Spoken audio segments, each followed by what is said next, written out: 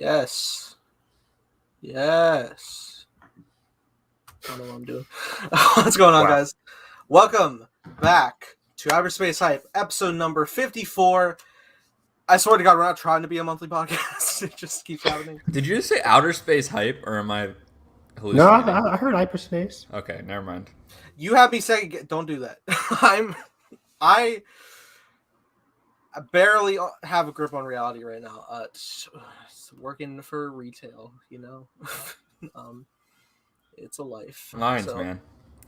Yeah, man. Like it's like my easiest job, but at the same time, at what cost? My back, my legs. What cost? What cost? Hey, it's my highest paying job. What can I do? Hi, you came here for Star Wars, and that's what you're gonna get. Joining us, we have Carson. Ooh. I saw it on my desk, and I was like not prepared to like start my intro, so I just grabbed that. Yes, we're back with like 7 Bad Batch reviews behind, but you know what? I wonder why that keeps happening. You know what? I'm gonna give this show all the time it deserves. Every last minute. I love this show, and I'm not ashamed to say it. It's great. I can't wait for season 2. We're gonna break it all down, and I can't wait to talk about some High Republic, of course, and oh god, excuse me. What else? Other stuff. So yeah, Disney Plus. Visions. Also joining us, anime expert Evan. If you can look at the lines, you can tell what's no. But I'm excited for Star Wars. It's sub or dub. Definitely subbed. But I'm excited. You don't have to choose. 1 month. Yeah, I'm probably gonna watch both of them. Either way, probably do sub and then watch dubbed because voice cast need to be great on both sides. Yeah. But yeah, we have shit tons of news to talk about from the past month. Kenobi stuff back from early July, High Republic stuff from Comic-Con, Vision stuff just from this week. So I'm excited. And Bad Batch, like Carson said, fantastic season 1. So I'm ready to discuss it. Carson has us pulling out Star Wars glasses. I have my Empire Strikes Back milk glass. Ooh, fancy. That I got for Christmas from my friend Brittany. Nice. But also, yes, the show. Before we get into it, though, hey, fellas, we all shave. And lucky for you, if you use code It's Good, you get 10% off your next shave with Dollar Shave Club. That's right. We're not actually sponsored. This was an in-joke. I was about to get so excited. I legit thought we had a sponsorship. I was going to cry. I looked at it. This will be our sales pitch for when we I was like, oh my god. That was my heart. I'm like, man, episode 54. We did that. I'm like, the passcode is It's Good. That can't be real. I was like, no, that was the trigger for me. He goes to plug it in, like, oh shit. It's good. I'm like, that's our phrase. So that's Evan's phrase that we just leech. It should be everybody's face. It's good. It's a good phrase. It's good. No, the whole reason like that like spawned out was just because I fucking trimmed my shit today. But you know, wasted time once again. Back to Star Wars. Where's that topic? That's right. Here we are. We're back. Yeah. Woo. We are literally having my cup of tea catch up to Hyperspace Hype in terms of number of episodes because we keep delaying this freaking podcast. Right? It's because I fell behind. It's my fault. A lot of times I just didn't catch up with Bad Batch. I literally just now binged episode 12 to 16. Sick. Look, I'm here now. At the end. At the end of the journey. So are we going to review Bad Batch first off the jump here? What do you guys want to do? Flip a coin? What an organized fun. I don't have a lightsaber. I was like, that's Star Wars reference? This is the Rise of Skywalker joke of fucking saber versus flashlight. Which is a good joke. I like that. And going into the dark forest, Draco Malfoy style. With Fang and Harry. Wow. Chamber of Secrets, deep cut. Here's a topic. Name 5 things you like about Rise of Skywalker. Number 1, lightsaber flashlight joke. That's a good one. Oh man. Man, it's been a month, and 5 minutes in, we're still making Rise of Skywalker jokes. So yeah. Don't worry, Nothing's we'll make changed. Mando one soon after. Oh boy, hot take. The Bad Batch, a better Mandalorian? Let's discuss. Let's say. But yeah, I think since it's fresh in Nathan's mind and it's fresh in our minds, I think we start off with Mandalorian. We start off with Bad Batch, and then we close out the show on a sprinkle of some news and topics and everything from the world of Star Wars. So let's go through it. So do you want to do episode by episode or do a whole season? I want to do episode by episode because there's certain stuff that I liked in each episode, and then we can do. Pretty, it's pretty like serialized, simplistic, but well, not exactly. Yeah, it's serialized, but it's like it's a flowing narrative, which is nice. Yeah, I want to give each show the honor it deserves, and then of course we can end it by what do we think of season 1 as a whole, and what can we look forward to for season 2. You think we're not going to discuss Hera Syndulla? Like, give that like a 30-minute spot? I was looking at the episodes. I'm like, we really didn't finish the Hera Syndulla arc last time we had here. God damn it! Clowns, absolute clowns. Whoever runs this podcast. Yeah, I can't imagine who runs it. Yeah, it's weird. Yeah, that's a fucking asshole, right? I think his last name starts with the N, or his first name starts with the N. Yikes. First name Cloud, last name Depression. Anyway. Yeah, what was the name of the episode for episode 12? I have it right here. Maybe have the Disney Plus app. So is this is the one after the this is the second Hera episode where they... It is. So this is Rescue on Ryloft. Hello, Jedi Master Peasy. How's it going? Oh, is this where they... Oh boy, here we go. Break out Hera's parents. Yeah. Oh, okay. It's flashing back. With the clone that's like not as bad. Yes, that makes a choice. Yeah. Okay, I know this episode. Okay, so this episode really builds off the tension and the family drama from the previous episode 11. I forget the title of that one. But either way, Devil's Deal was the other one. Anyways, I liked the previous one, episode 11, because it was all about Hera and Bad Batch were kind of like a secondary characters until they came on Ryloth's moon. And then kind of sets off what we see in this one where Hera's in trouble, she's on the run. Hauser is looking for her, but then she calls on the Bad Batch for help. This is how bad my gap was. I was watching the episode and I was like, it's exciting to see Hera again. Let's get into it. And then I'm like watching and I'm like, Chopper! Oh, that's right. He was here. I like this episode. Now that I'm remembering, I like this episode because it made like Omega like stand up for a choice, and then Hunter had to like make the choice to like, okay, we're gonna go and help, which I thought was really cool and kind of a theme of this season, like that they can't just be on the sidelines forever. In this episode is quite literally, I think, kind of the turning point for a lot of that. It was versus the Empire, literally stuff. Exactly. This part of the season, we're getting a lot of different vantage points of how the Separatist or how the Empire is slowly taking over bits and pieces of the galaxy. Like before this, we had that one episode where they're taking over the Separatist homeworld, and this one are taking over a Republic world. Even though the Ryloths are like kind of like maybe we should have the Empire come in, maybe they should help us out. As we saw with the attempted assassination of like Orn Free Ta, like this isn't going to be right. And then this episode really he's recovering. He's recovering, yeah, which is really interesting because in the book Lords of the Sith, Orn Free Ta is alive, and he has to be alive to die in that book by the hands of Vader.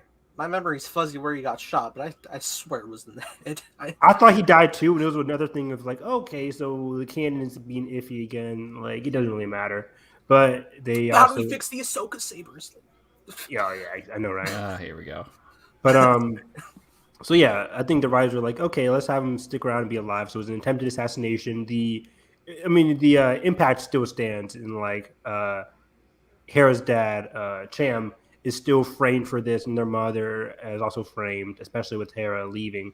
So they're in prison, and the Bad Batch have to come to the rescue. And I really like this episode because the political tension is super strong and super interesting. The back and forth between what Sham and the rebels are doing there versus what the Empire is trying to do in terms of building an Empire base on Ryloth. So I loved all that. Yeah, it's awesome. Nathan, what did you think? What did you like about this episode? It's good. No, God damn it. no, seriously though. I enjoyed it quite a bit. I especially started getting like very heartfelt seeing Hera finally pilot something for the first time. That was adorable. I That was love that awesome. so much. Oh yeah, because they're at the little base part, right? To like blow up or take down the defenses or yeah. The armory facility, some kind of like Mhm. defense facility.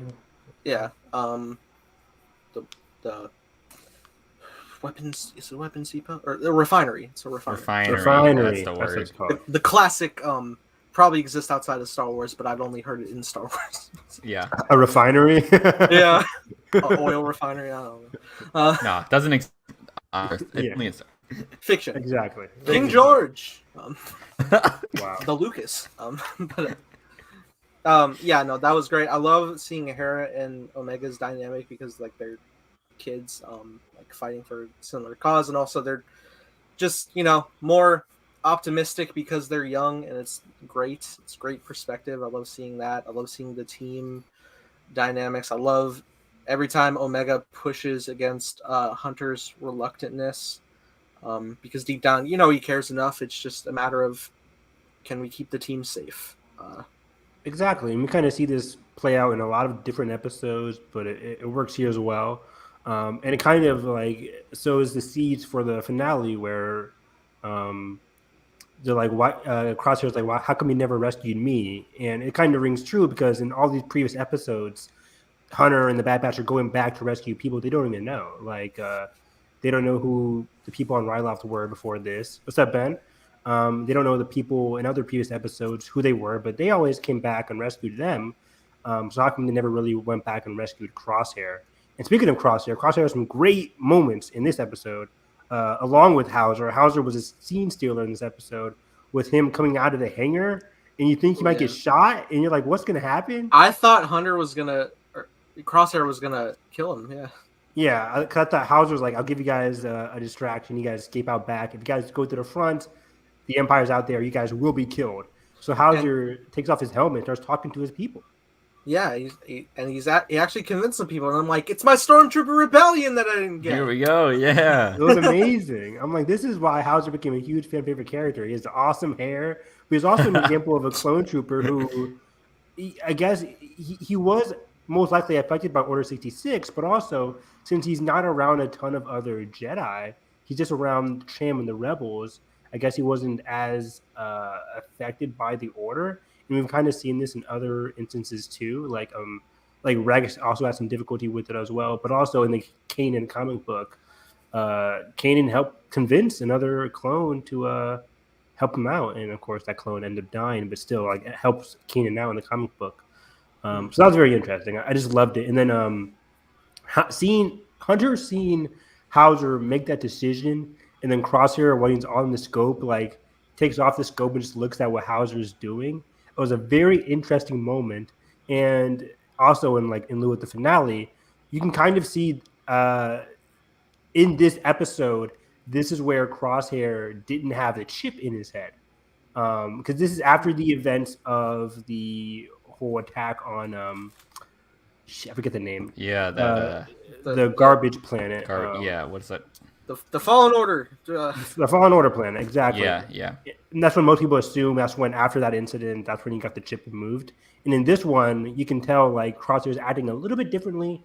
Otherwise, Hunter or Crosshair with the chip would have just shot up Hauser regardless, just like he shot up his other guy in the episode 2. Which is a point we're gonna discuss come the finale when it's like properly revealed. Exactly. So it was very interesting to seeing Crosshair act like this, and also seeing him like, oh, so this guy can make a change. This guy can make a difference. This guy can convince his troops, his friends, to work with him, and that kind of gives Crosshair like maybe some ideas leading into the finale. Because at the end of this episode, that's when Crosshair asked permission from the Empire guy, like, hey, can I get a mission to track down the Bad Batch? And it just really works on a character level because he sees Hauser do this. Now he's like, okay, cool.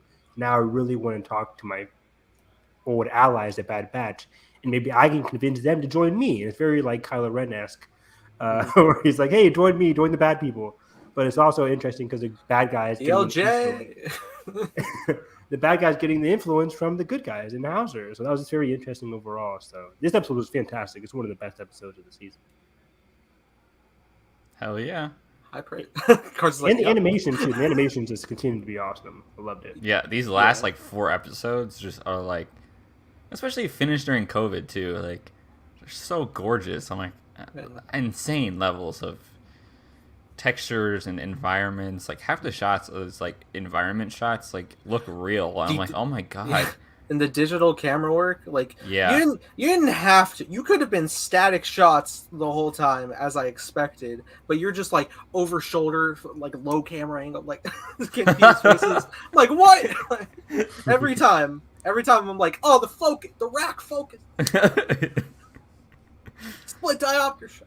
God damn it! I'm never gonna hear the end of it. Which is that's like a great method. It's just like the fact that I've only ever experienced that in WandaVision, and like Carson just loves it, and I do too. But it's fucking cool, man. It is cool. We gotta make like if ever a day comes where we make like topic specific merch for these shows. Yeah, it's just like it's good.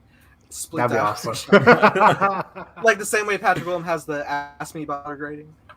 yeah, that's so good. Patrick still gets shit for that color grading video. I mean, he's not wrong. Like he's not wrong. Yeah, dynamicism. Yeah. Anyways, yeah. So that was a very good episode. Good episode for Hunter, Crosshair, Hauser, Omega, of course. And I like seeing. And this was going to like not the criticism that I had, but other people had. Was that this season featured a lot of cameos, but I thought this 2-part episode with Hera Syndulla's was great. It wasn't just a cameo for thematic sense completely for all the characters. That is a big point I have come to our retrospective of the season. Cool. In regards to cameos, so I'll touch on that a little later. Awesome. But yeah, I just want to touch that because people are like, oh, this episode was great, but also it was just cameos because Syndulla's. No, it actually worked. But yeah, we'll move on from that.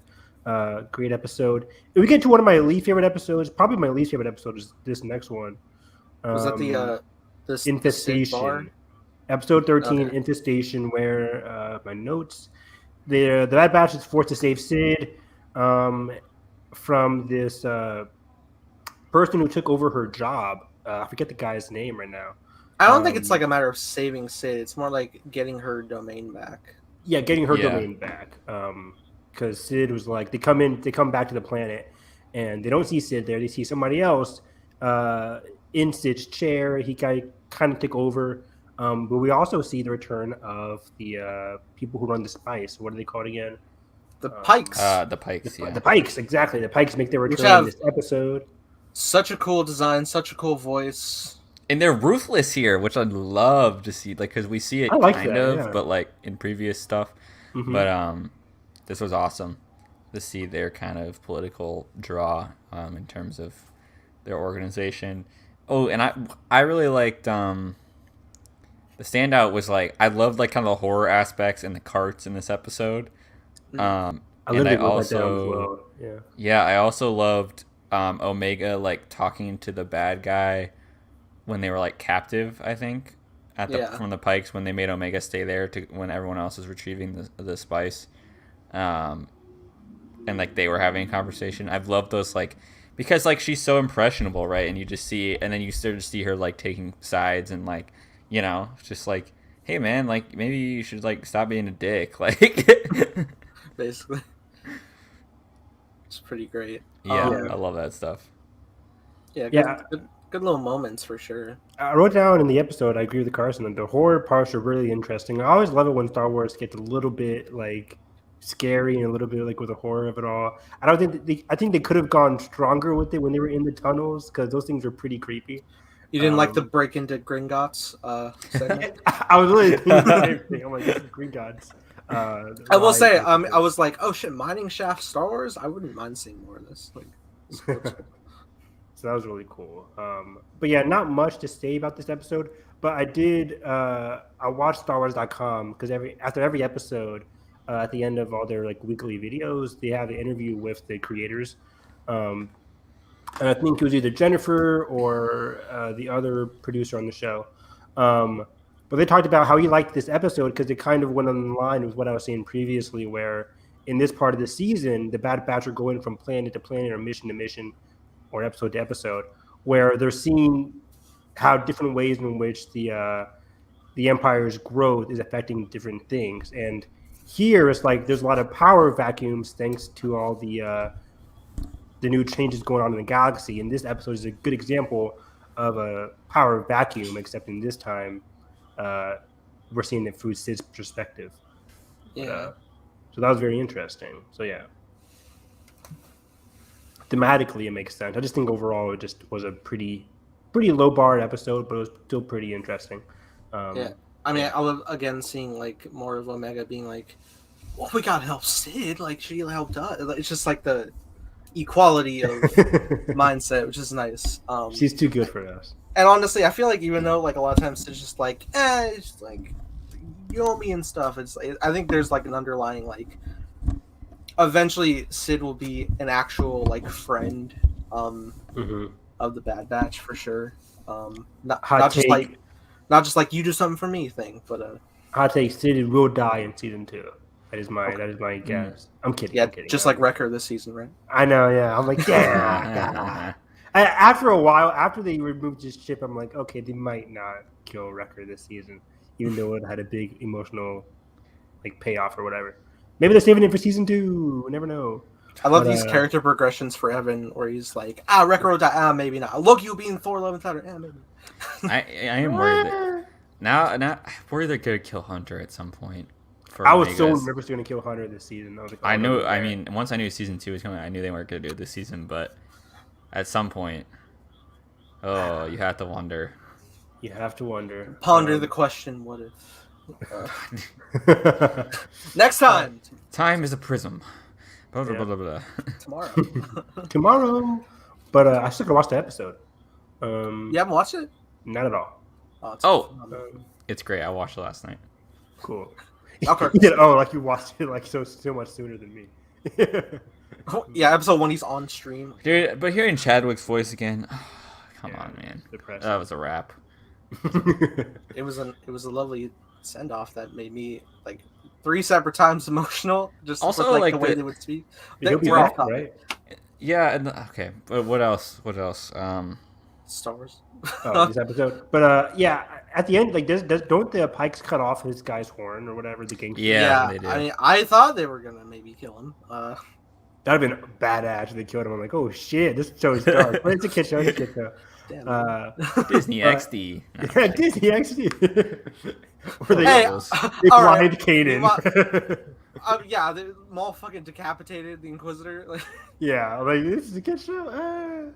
Even the Maul's Clone Wars are cutting people's arms off in the Clone Wars finale. I'm sitting there at like 3 a.m. on the Disney XD fucking app, like trying to watch like Kenobi and Maul battle in their episode.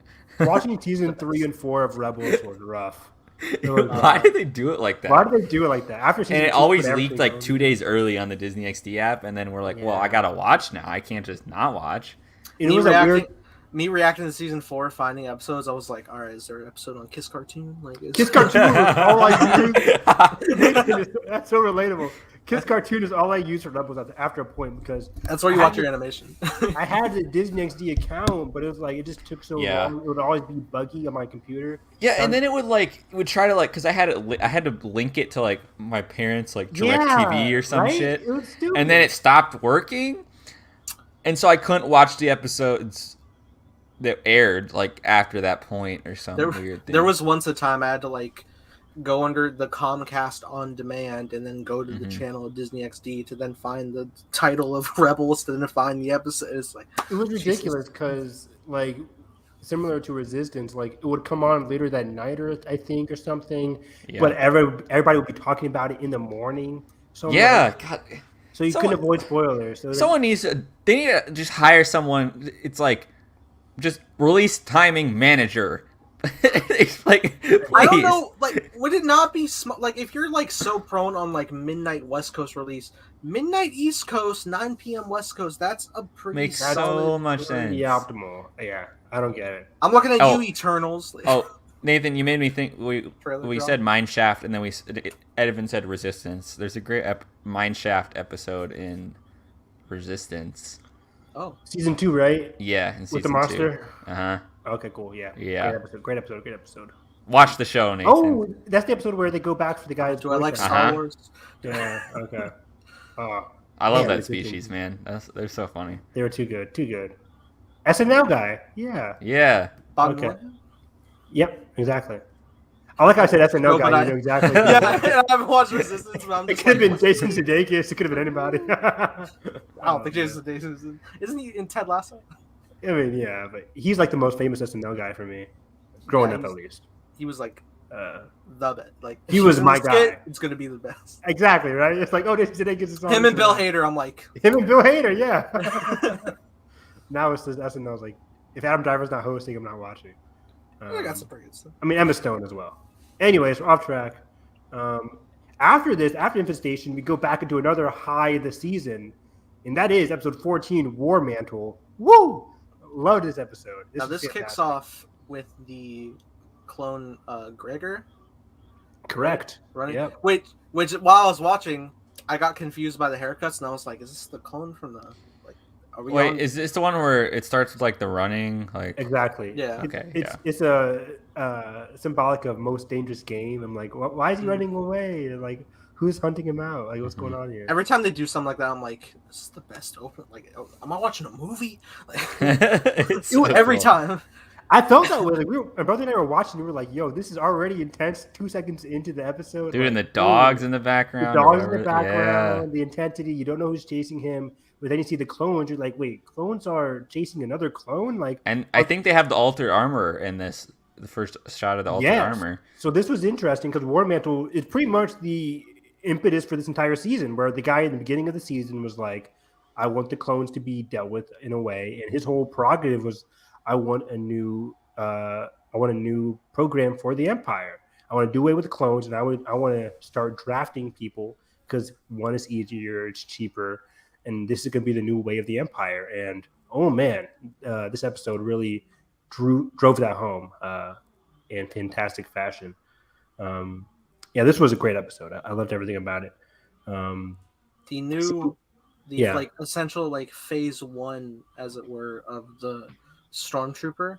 Yeah, exactly, which is really cool. Really cool design.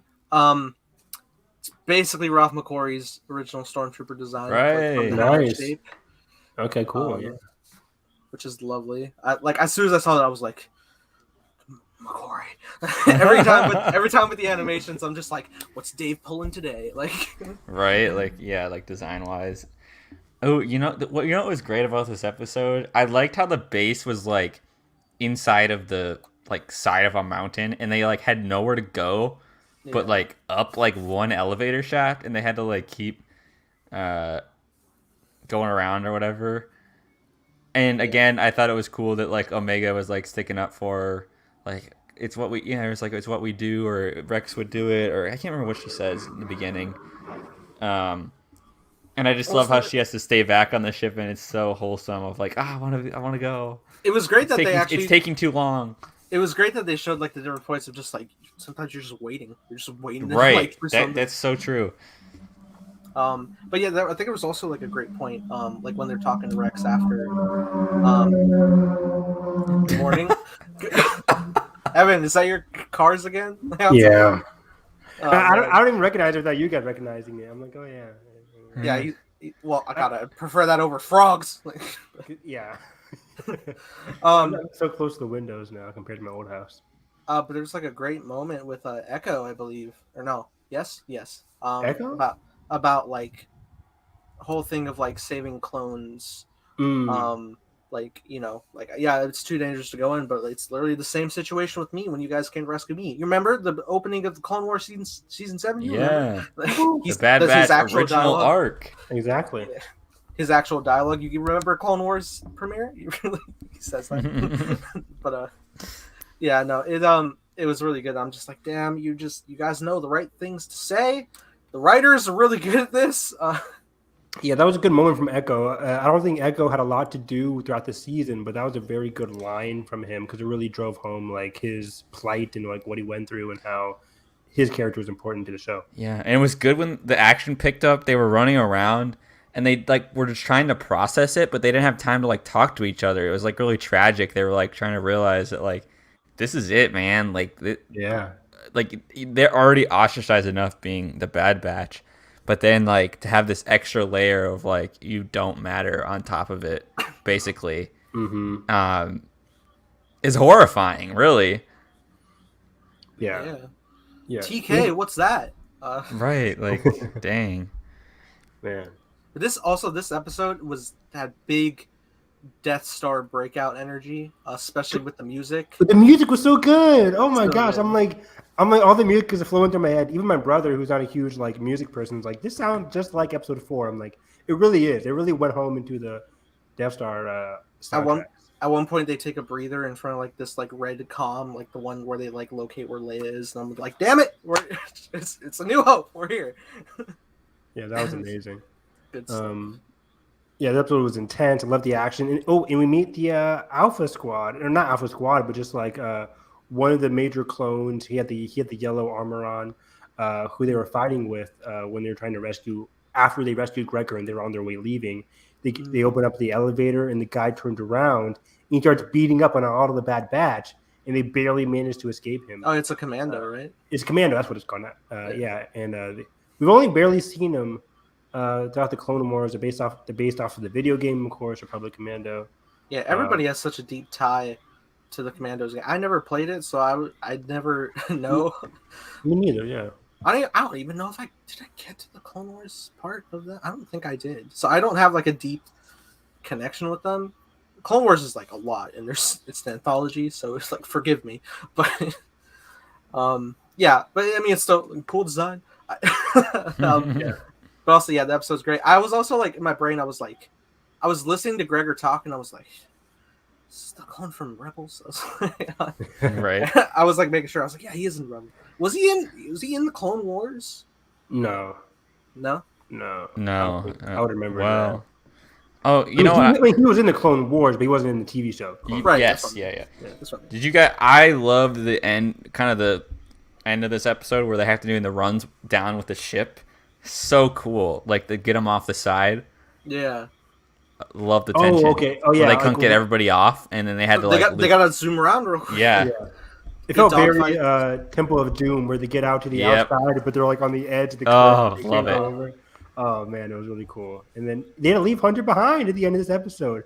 The emotion was really insane because. Yeah. Oh my God, Omega! Oh man, that was so sad. Me a lot. Like, yeah, it was like, no, Hunter. She's literally telling Hunter, you tell them to come back. And the music they were playing, I'm like, yo, this is intense. Oh, dude! And speaking of which, Kevin Kiner released. I think the full soundtrack is out as of today, so I can't wait to re-listen to that. The music just gets really good at times. It's Kevin Kiner slapped.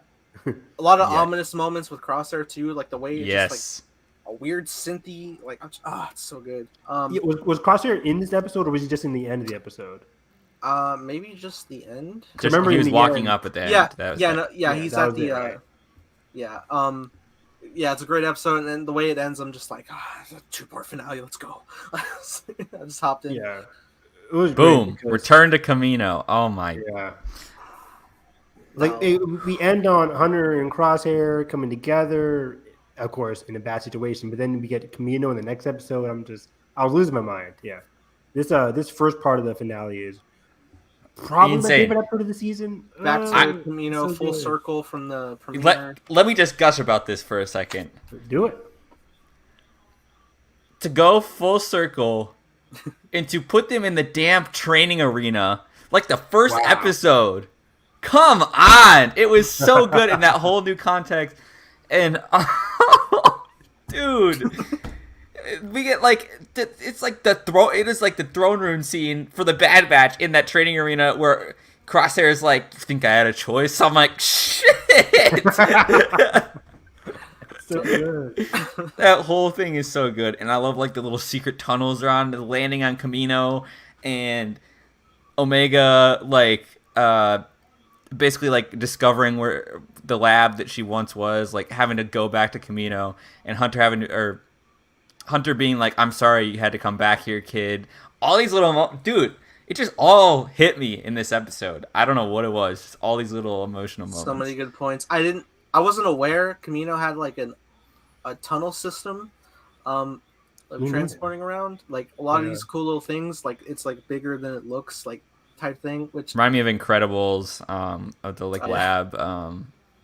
What's his face? Syndrome's like lab where they get on the little monorail thing. Speaking of the lab, was it this episode or the previous episode where it was revealed that Omega was created before the Bad Batch? That was this one. Yeah. That was a crazy reveal. I mean, there was like a big thing of like there was like a lot of like seeds planted of like who Omega was, how she was like one of the first clones ever made. Yeah. With that Cad Bane episode with the weird cloning stuff.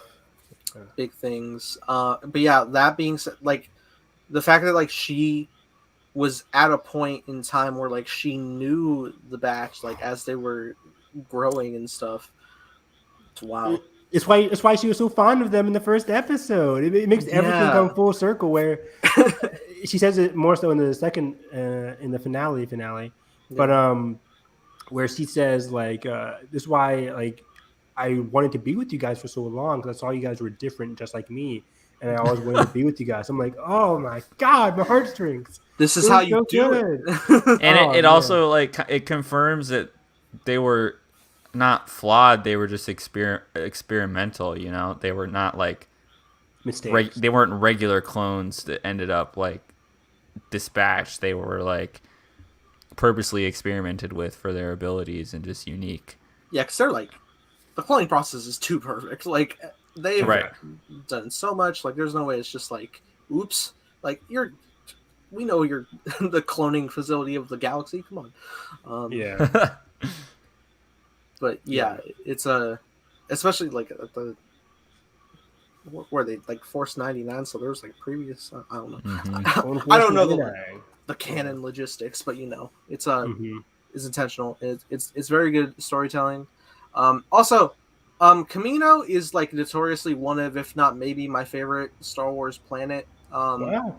Because I already have an obsession with rain as is. So like it's just like my perfect cozy planet that I can stay at. Hell yeah. It is pretty cozy, yeah. I always love the design. It's my favorite map in Battlefront 2. Both 2005 and present day. And it's just so cool. But so when we get to like the point where like we get to the destruction of it, I'm just like no. That hurt. Right? Carter's famous line, "You may fire when ready." I'm like, yo. There's like this little brief moment before they fire where it's like that classic like, oh my god, yes, the montage, right? The little montage where it goes to all the empty spaces on Camino. I'm like, yeah, oh my god, yeah. It was going around. I was like, oh man, like the mess hall is empty, like the hallways. But then like they showed like the cloning like pods all empty, and I was like, whew. The Clone Wars are over. Right, and it's like the end of the Clone Wars right here. Yeah. Boy. God damn it. Ben, you are a monster. Watch the Bad Batch.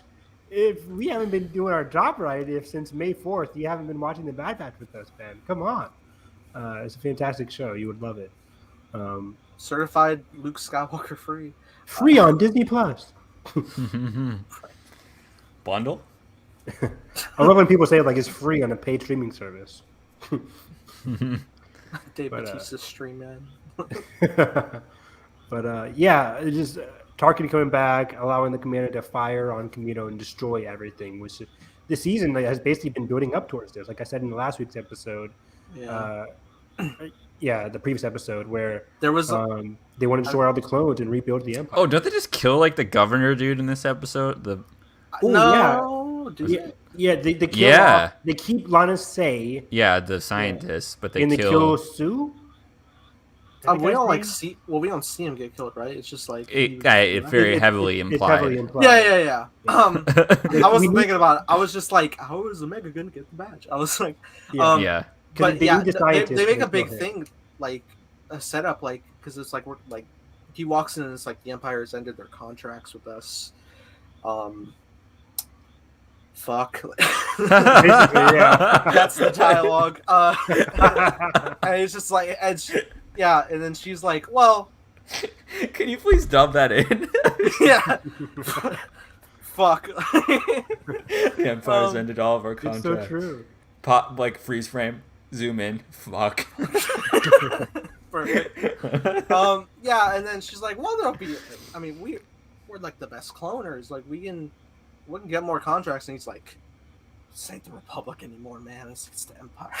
I'm making him more like crazed than he was. He was very reserved. I mean, but like for a Kaminoan, like internally, you know, he's like. And this is the character that hired Cad Bane to kill Omega. But also, yeah, they were on different things for sure. They were on. Lana Say wanted Omega to stay alive, and she was successful in that. This guy wanted Omega to die, basically in order to like stop the Empire from getting an edge on the cloning process. And but it's interesting in this episode, we kind of feel bad because even though Lana Say and Lama Su, whatever his name was, even though they were on opposing sides of the debate, they're still both Kaminoans. They both didn't want the Empire to get that upper hand, and unfortunately, they did. Yeah. And there was like another like big point where like the general dude comes in, and it was like, I can't remember what, but he was just like, you were supposed to do this thing, and he was like, I did that. Like, he's just so reserved. But then it gets to the thing that like, your science researcher is pulling stuff. We need her, yeah. And then plot twist was like, useful. Not so much. Right. Like, oh. Should we? I guess we can get into that in the next episode with this whole. Well, I've just seen the theories run wild with like the cloning stuff. We'll talk about that at the end. We'll talk about that at the end. Theories. Is it Mando theories? There are some. Yeah. Apparently, Rey's theme is playing over the final scene. I didn't hear it. We'll talk about it. I don't know. But I just want to dive into how to the moment. deflate me in 5 seconds. I know, right? And Rey. I was watching Alex. Oh fuck! It's Palpatine. Fuck! Damn it! I forgot what the canon was. I'm mad again. So I was watching Star Wars Explained video about it, but it's got me more mad. I'm like, please don't do this. Please don't do this. But what's up? Oh my god! I was there. I was having fun again. Oh, you know they're good. I mean, I think it makes sense that because Palpatine's obviously cloning initiative is big, and it would make sense that it's gonna cost. Yeah, it just sucks that the payoff is what it is, but not the best. But I want to dive into the moment Carson talked about earlier with the whole The Last Jedi scene again. Oh yes, because I think this was a very important. It's the crux of the entire season. It all kind of builds to this moment because it's a very character-focused scene, and it's so beautiful because, first off, similar to that one episode when they're on the junk planet, Crosshair is so intelligent and he knows exactly what the Bad Batch is going to do. Where they're like, we're not going to go in through the front of the training arena. We're going to come in from the bottom. And he's talking to Hunter, and he's like, yeah, that's exactly where I know where they're going to come from. And he kind of predicts where they're going to come from. He predicts the ambush, and then they all get ambushed. And then that's when we get the big reveal that Crosshair had taken away the chip previously, which blew my mind because I did not see that coming at all. He said that, and I thought, and for a second I was like, huh? But then, like, as like we were going through the conversation, I was like, maybe he's lying. Maybe it's another like since the chip was enhanced, maybe it's a defense mechanism. Maybe he's lying. I was like, right. I was like, we can still save him. We can save our boy. We can't rebuild him. I love it's like, you tried to kill us. We have no choice. You think I had a choice? Like he literally didn't. And you know, they didn't have a choice, and they had the choice to rescue him, but they didn't. They had 15 episodes of them rescuing Cham Syndulla, them rescuing all these other people throughout the entire season, but they never went back to rescue Crosshair because they figured he was too. And it sucks because then by the time he's like woken up, quote unquote, you know, he's decided that the best path forward is not escaping, but you know, maximizing his position in where he already is, which just makes it all the more tragic. Yeah, exactly. It was extremely tragic, and I felt bad for Crosshair, even though, of course, like, hey, you're feeling bad for a murderer. But yeah, that's why I love Star Wars, because Crosshair is such a interesting villain, and he had such a, even though he's not one with the Force, even though he's not like a Jedi or dark sider, he still has that dark side path where he feels betrayed, and he's trying to offer his friends an alternative route, similar to Kylo Ren, where he's like, please join me, Rey. But Kylo Ren's too far gone at that point. Will we get a redemption arc for Crosshair? Hold on. Before that, redemption. Evan, you just made me think about Crosshair as a character and how basically he is the Order 66 version of the switch not flipping, but all of a sudden, just naturally, he forms his own opinion, like, hey, we have to stay this way. You know what I mean? Like, yeah. Which just makes it like, you know what I mean? If that makes any sense, like he forms this opinion rather than, because even with the chip, you know, he does all these things, but after he still forms the opinion that this way is superior. You know what I mean? Yeah. And he accepts that they're just soldiers and have to, you know, go with the flow, and you know, and it just makes it so tragic that like he's actively making that choice, which I think is It's so tragic, and it goes into the theme of the show, one of the many themes of the show, which is about purpose. Like, of course, ever since episode 2, when they're talking to the runaway clone, and they're like, okay, Hunter, for the rest of the season, basically, what are you going to be doing? Are you guys just going to run away? What's your path? And Hunter had to grapple with what his purpose was the entire season in terms of handling Omega, what they should do in terms of joining the rebellion, if anything, joining Rex. And Crosshair, his purpose, he felt like without the Republic, they have no purpose. So I'm going to go with the Empire because they're actively giving me a purpose. They're actually giving me orders. I know what to do. It's a nice structure. I need some kind of structure. That's who Crosshair is as a person. He needs some kind of structure, some kind of rules. And Hunter, on the other end, is saying, even though the Empire is giving you that, they don't really need you, as we saw with War Mantle. Yeah. They're not. You're disposable. You're no equal. To them. Exactly. You're not equal. They're just using you to advance their own goals. Hopefully, and now firsthand, he's seen those goals backfire and be malicious to about 7 different groups of people, planets, and all sorts of stuff. Yeah. Again, with the whole Hauser thing, so it's just like it's very interesting how all these people are getting expected. There was a great moment of like Hunter was saying, like, I think when they got to like their old quarters when they're traveling through the seafloor, how he was like, all right, well, you see firsthand like the Empire just cast you aside and like blew you up, and his retort, Crosshair, was just like, I just always take things so personal, like he's so mission focused, right? Like yeah, and that's the finale episode when that happens. But yeah, that's man. I guess we can kind of get into that because it's like at the end of episode. So I think it ends where the city just crumbles and we don't really see them yet. I mean, they're kind of running. I think they're running.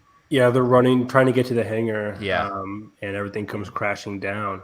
And they're kind of like Endgame headquarters. Yeah, it kind of really is. Very true. Right down to Don Cheadle trapped. But yeah, everybody's trapped, and like Omega has to with AZ. It's great as always. Like they're helping stealer of the episode. Yeah, and they were just like trying to, you know, Hunter's giving us a lot of shit.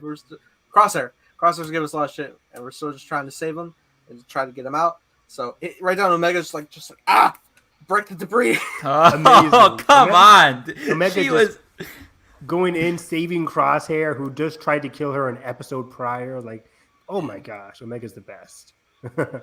And just seeing Crosshair with the heroes, like this is what I fucking love about Star Wars, when villains work. Oh, we didn't talk about it that much, but in the last episode, seeing Crosshair and the team together destroying all the droids. That was just an amazing moment because it's a throne room. It's Rey and Kylo going against the throne room guards. The clones as well. Yeah, the clones now are fighting with each other. Bad Batch once again together, fighting against a common enemy. Love it. God damn it, Crosshair also had like a great point that was just like, send the kid off world. Like, if you care about her so much, but you're bringing her to like all these dangerous locations, which is so true. But he's attached now. Yeah, like damn it.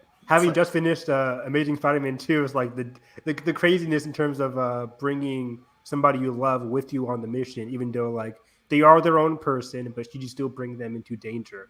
that core stuff with the Mandalorian we like. Yeah. I mean, that's also some of the stuff Mandalorian did good, where it's like Mando's bringing That's Baby what I Yoda in. Yeah, Mando's bringing Baby Yoda into all these crazy things. Yeah. It's kind of surprised that he. But then there's a whole question of like, is there any better for her with the Empire reigning? Like, you just don't know. It's just unpredictable. Yeah. Well, climb this magic mountain, set her on a stone. See what happens. God. See what happens. See what happens. Don't you dare do that again, Nate. It's sarcasm. But yeah, this finale was awesome. Crosshair's almost drowning. Again, I sound like a broken record when it comes to like the water and animation, but the water animation was so good. I gotta say, it's too good. I mean, there was like bobbing like up and down, like in between water, like diving through, and I was like, yeah, Lucasfilm. Lucasfilm. Okay, What are you doing to me? Like, it was really good. The underwater. I mean, Camino is just a perfect planet to end the season on because it's already a planet that's like dark, depressing, a lot of rain and chaos around it, and then now everything's crumbling and going underwater. It's sad. Yeah. To see. Well, it's like- all artificial it's like- light, and so then when you have no light, it's just like, oh, it was like what if we took the house destruction from Iron Man 3 and we made it a whole episode? right.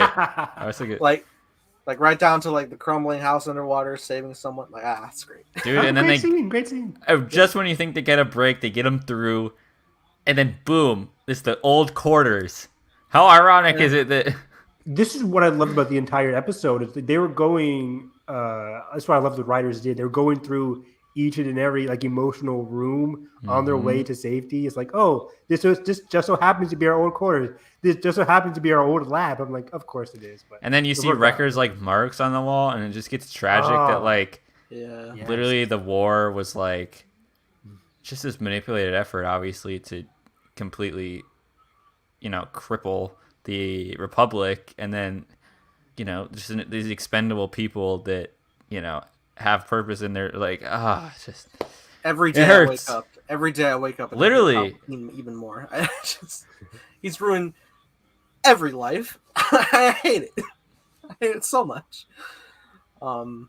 Indirectly or otherwise. And yeah, there's like a lot of like moments where it's just like you feel like it's slowly like breaking away that Crosshair will be coming with us by the end because it's just like the child's like making the calls and it's like and they're like going and he's just like fuck fine, like he's like he keeps going and it's like in the chorus and it's like see what happens when you let the child decide like all through all of that like Omega is never malicious. There's even a moment where like they sit down like they did in the premiere.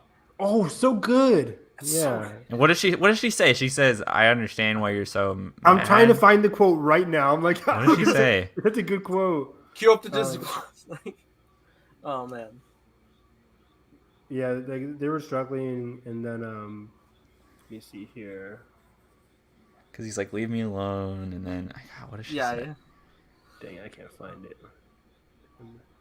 It's gonna bug me. I gotta find it too. Everyone, pull up your subscription. Oh wait, here we go. Okay, I'm gonna get it. I wanted to believe it was an inhibitor chip that made you like this, but I was wrong. And then she walks away. But I think she said something earlier. Yeah, it's right before that. Let me see here.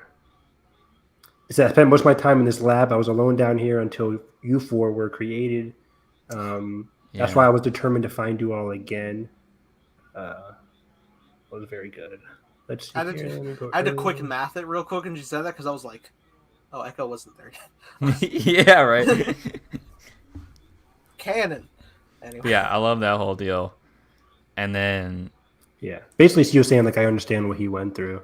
That loneliness. A mirror of it's not your fault. Yeah. Oh, and it was a good line from not Echo, Tech, I think, in this episode, where he said, like, I don't agree with him, but I understand, or something like that. He said something very technical like that, where something Tech would always say, because, like, logically... Just because I understand, like, why you're doing what you do, like, it doesn't mean I agree with you. Exactly. Yeah. which is you can always kind of technically be like the logical kind of answer, but it was also a very emotional one too. Man, it was really good, dude. And then we got every Star Wars thing. We get into this tunnel, and of course, the damn creature's coming. The power's out. There's always a bigger Let's fish. go. Yeah. There's always a bigger fish. I was trying to like see in the dark, and I was just like, is it the fucking like pterodactyl shit? Like, it was a different creature, but I was like, like, Kamino's fucking dope. Like, it's really cool. Yeah, that got me a bit nervous, but I'm like, okay, they're gonna survive this one. A lot of cracks in this too, dude. Yeah. Oh, geez. And they have to start running, and then, God, they barely make it into the lab. This show just does tension so well, where like, okay, most of these people are gonna survive, but the set pieces in this episode and in the previous one are just really, really good. And then we get to the end part of the episode where they're stuck. Like we said, Omega had the conversation with Crosshair. And then AZ comes up with the idea, I think it's AZ, with using the clone tubes to rescue them. Basically, like as like air bubbles to shoot them up off the seafloor, because you can't swim that. It's too long. Which is pretty smart. I mean, God, imagine like an entire seafloor's worth of like distance. Like, oh God, like yeah. Like I'm claustrophobic a little bit. I was just because for me, like drowning is the worst possible option. So. Yeah, ironically, I'm terrified of the ocean, but I love Kamino. As long as and of course they put Omega in her own damn pod, and like Crosshair and Hunter in the same pod was awesome. What are you doing? Oh man, I did like seeing Crosshair and Hunter in the same pod though. That was just very funny. Like... And with the added tension as well, that AZ is now running on his backup battery cell. Will he make it? And I was worried. I was like, don't kill AZ. I was like, if they kill AZ, I'm leaving. I'm walking out. I'm going in. I'm like, oh, Crosshair, don't die. And I'm like, oh, AZ, don't die. Dude, and then they blow the thing. Then everything's going okay. And he's dodging debris. He's trying to get everything. And there's some points where he's like glitching out, but he's making it. Fine. And then big old debris piece, is weighing down Omega's pod, which is obviously shit.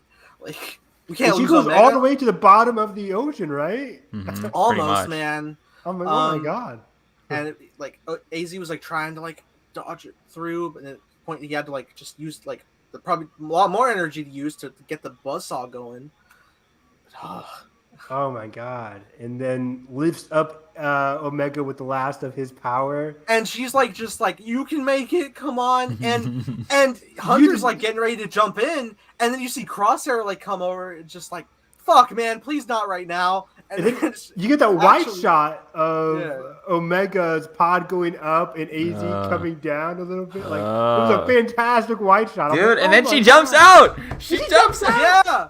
Oh my God, that's right. And like before she did that, my optimistic brain was like, he's a droid. We can recover him. We can just come back. I was like, I did not expect her to jump out. That was wild to me. I stood up. I was like, no way she's doing this. And then when she like grabs him, it was like, he's heavy. Like he's weighing down. You can't. It's really hard to smack. She's a child.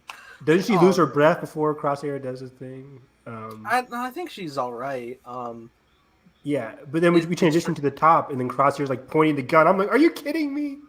Because you think it's a thing of just like let the kid go. Yeah, because then Hunter's like, I'm going in, and then he shoots the thing, and here's the money shot. The money shot is not even the rescue. The money shot isn't the rescue. He pulls him up, and we get him on the boat, and everybody has their guns pointed at Crosshair. Yeah, because Crosshair is a threat, and I'm like, Jesus, that hurts so much for that character.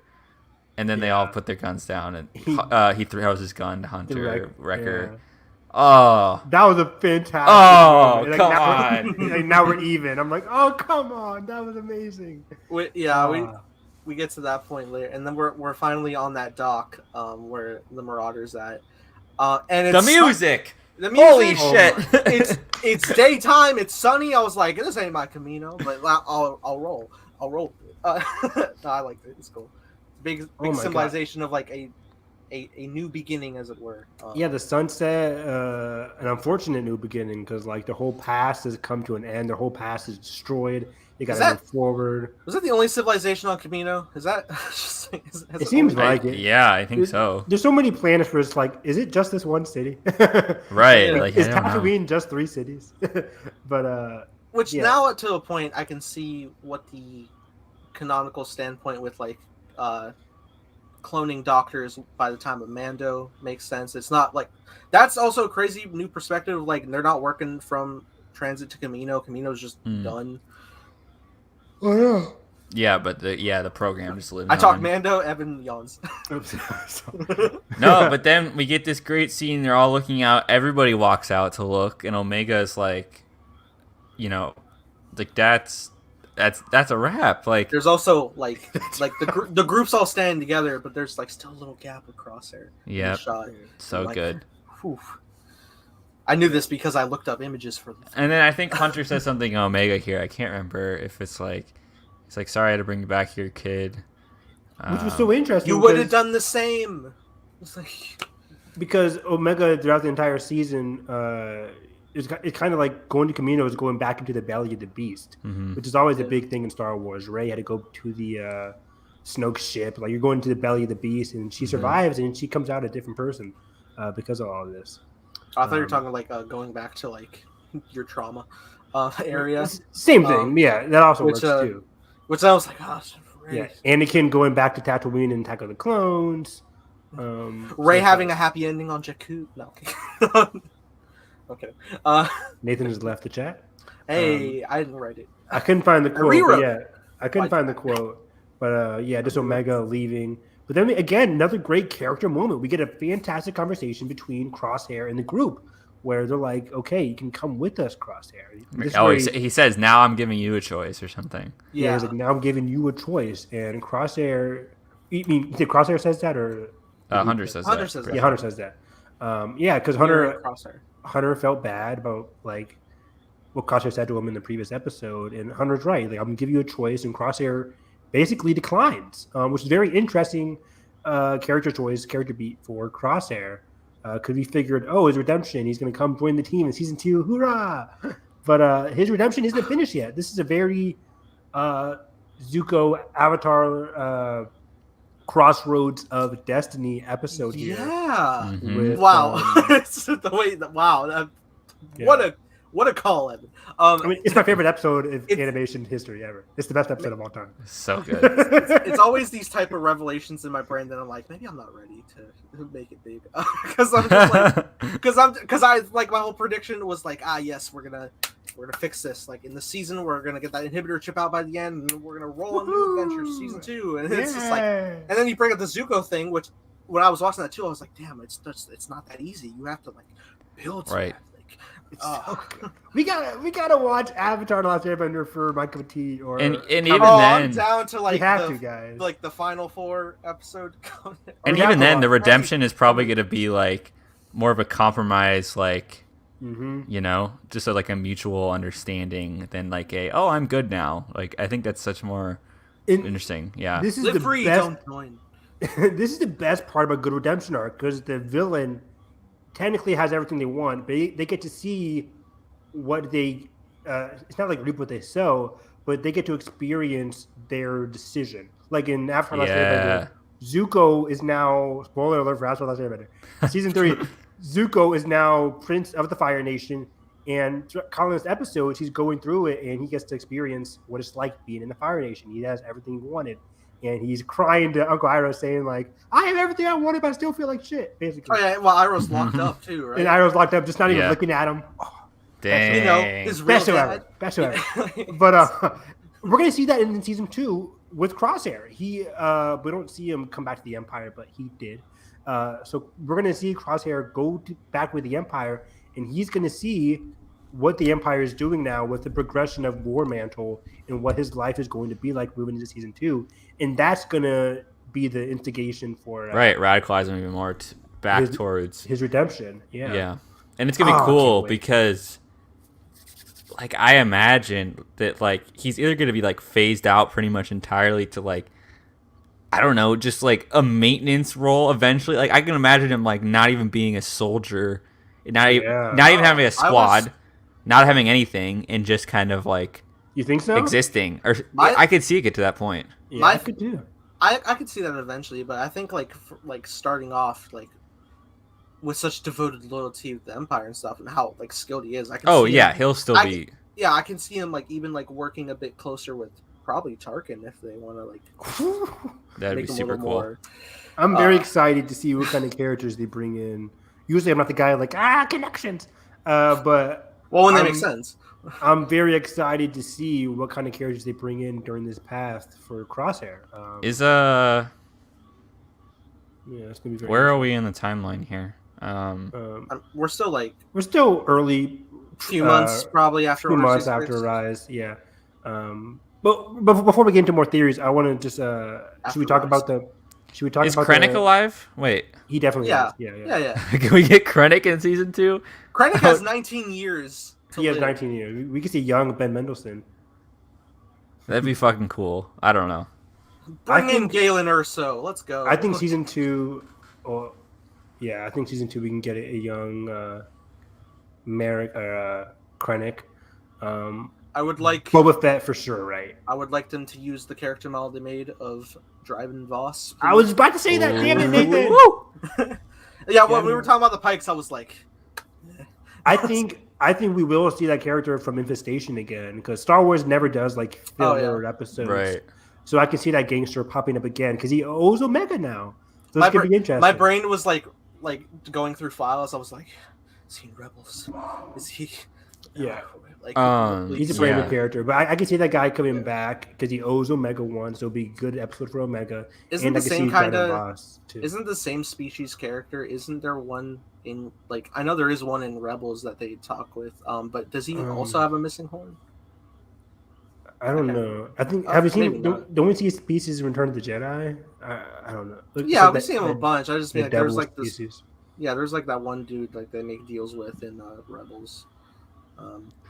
What was I gonna say? So do you guys think in season 2, are they still gonna be doing jobs like on the run, or like do you think they're gonna be more purposely doing things?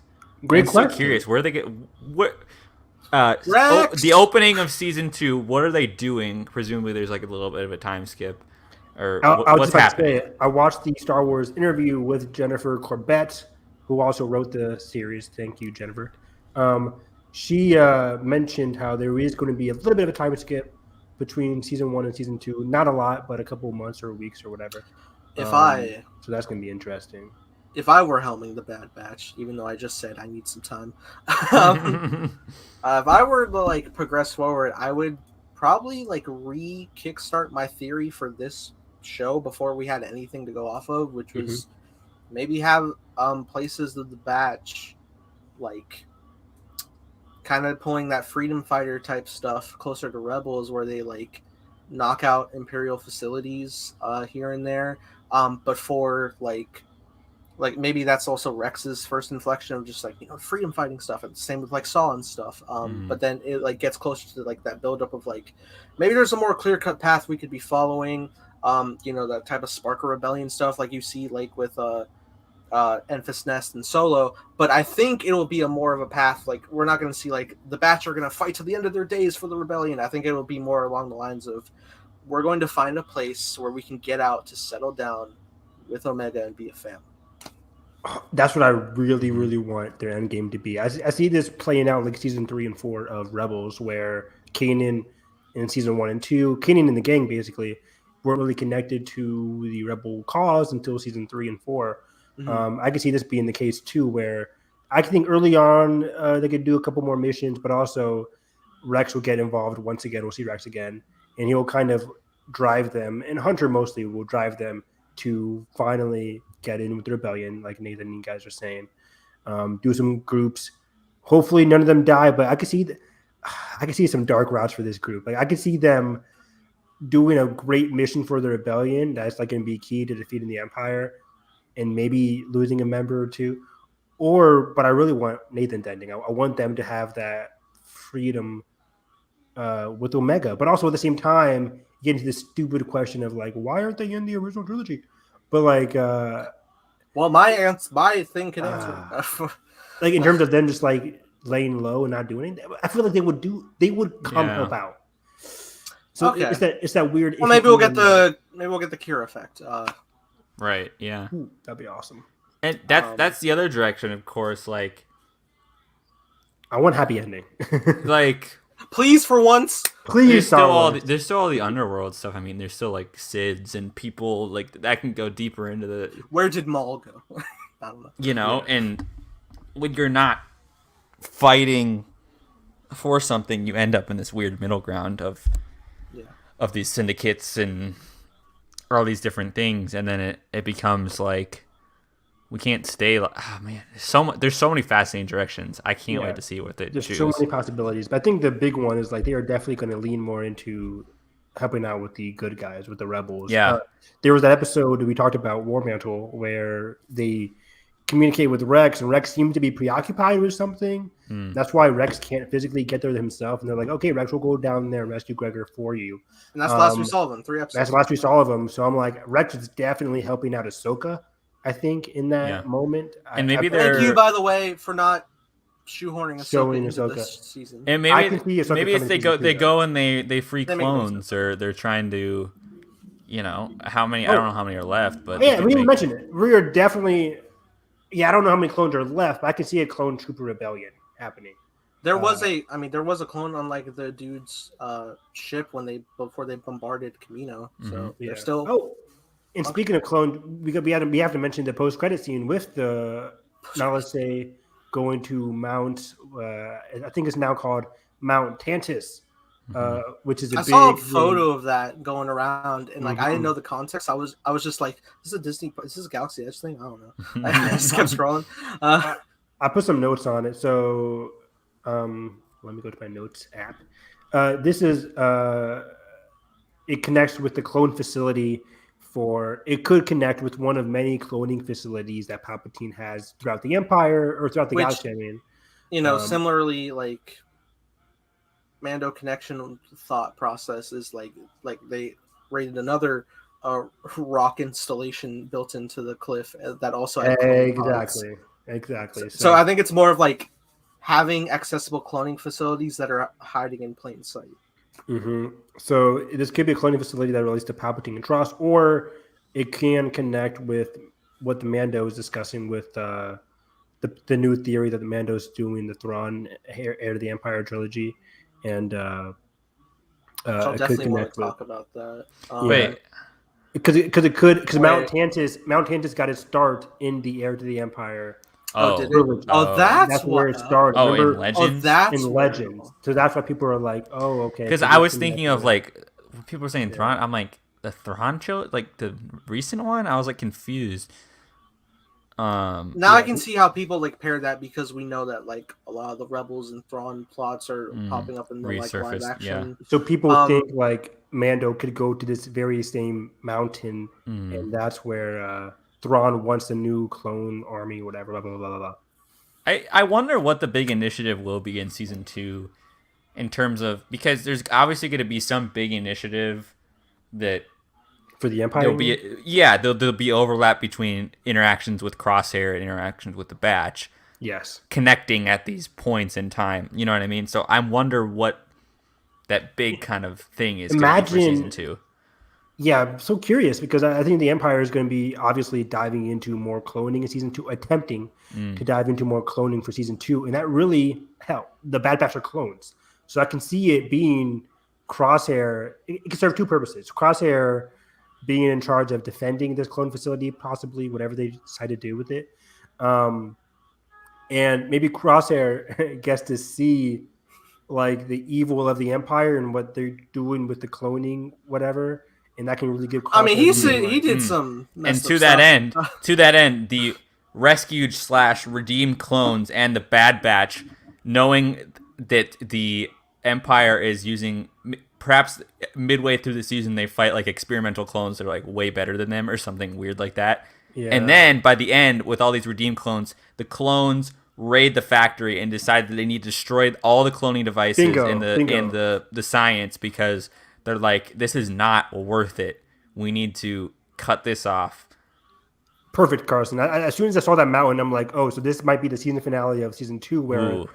the Bad Batch go into this mountain and trying to destroy it because the clones are who they are. It's their identity.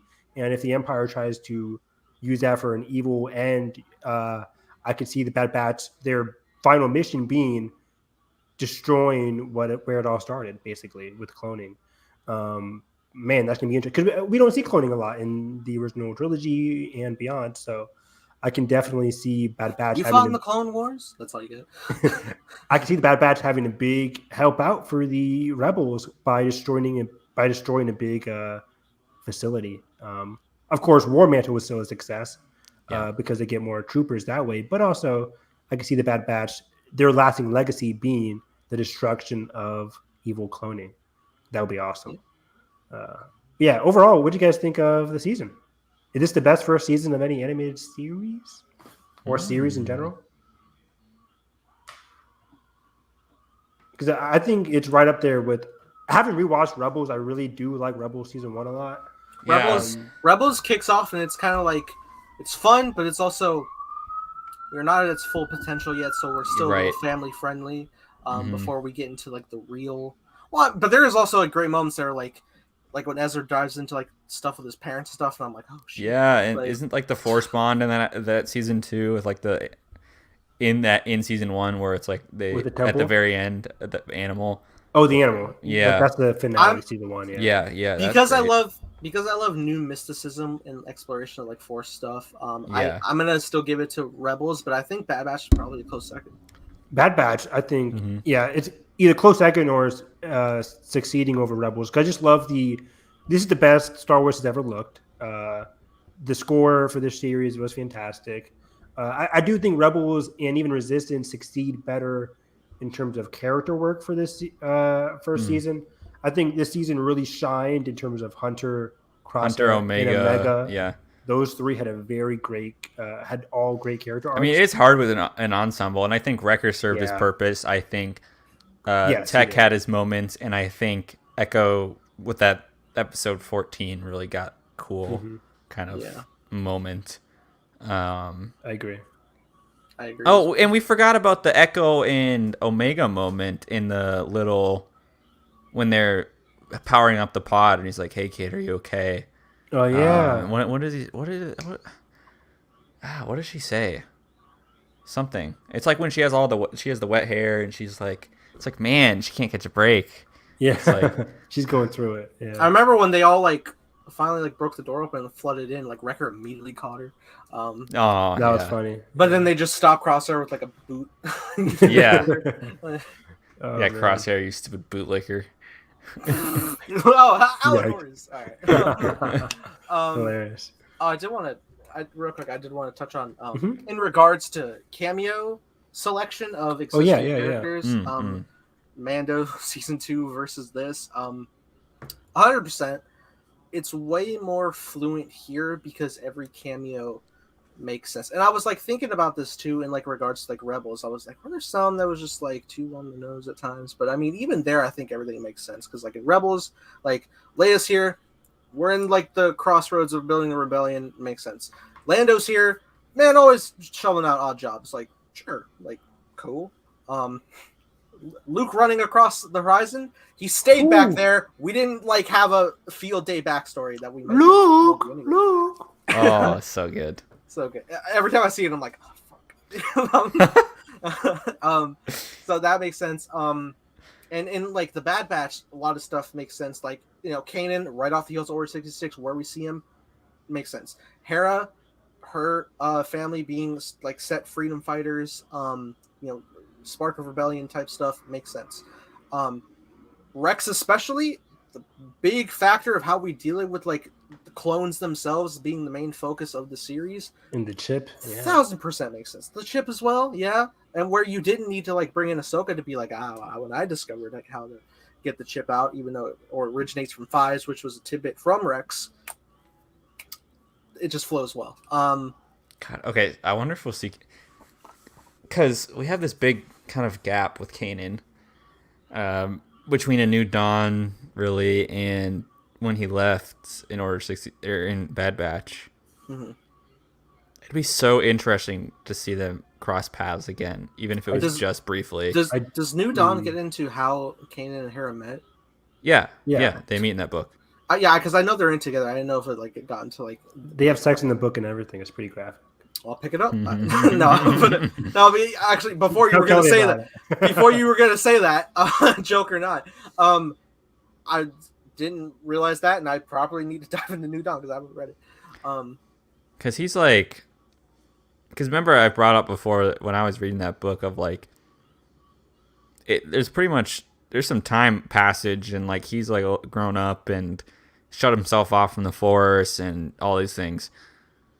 So man, I just wonder like out and about of Kanan getting into a conflict. It's kind of cool. I can see it happening because there's plenty of easy crossovers. Because in a way, it's like Omega.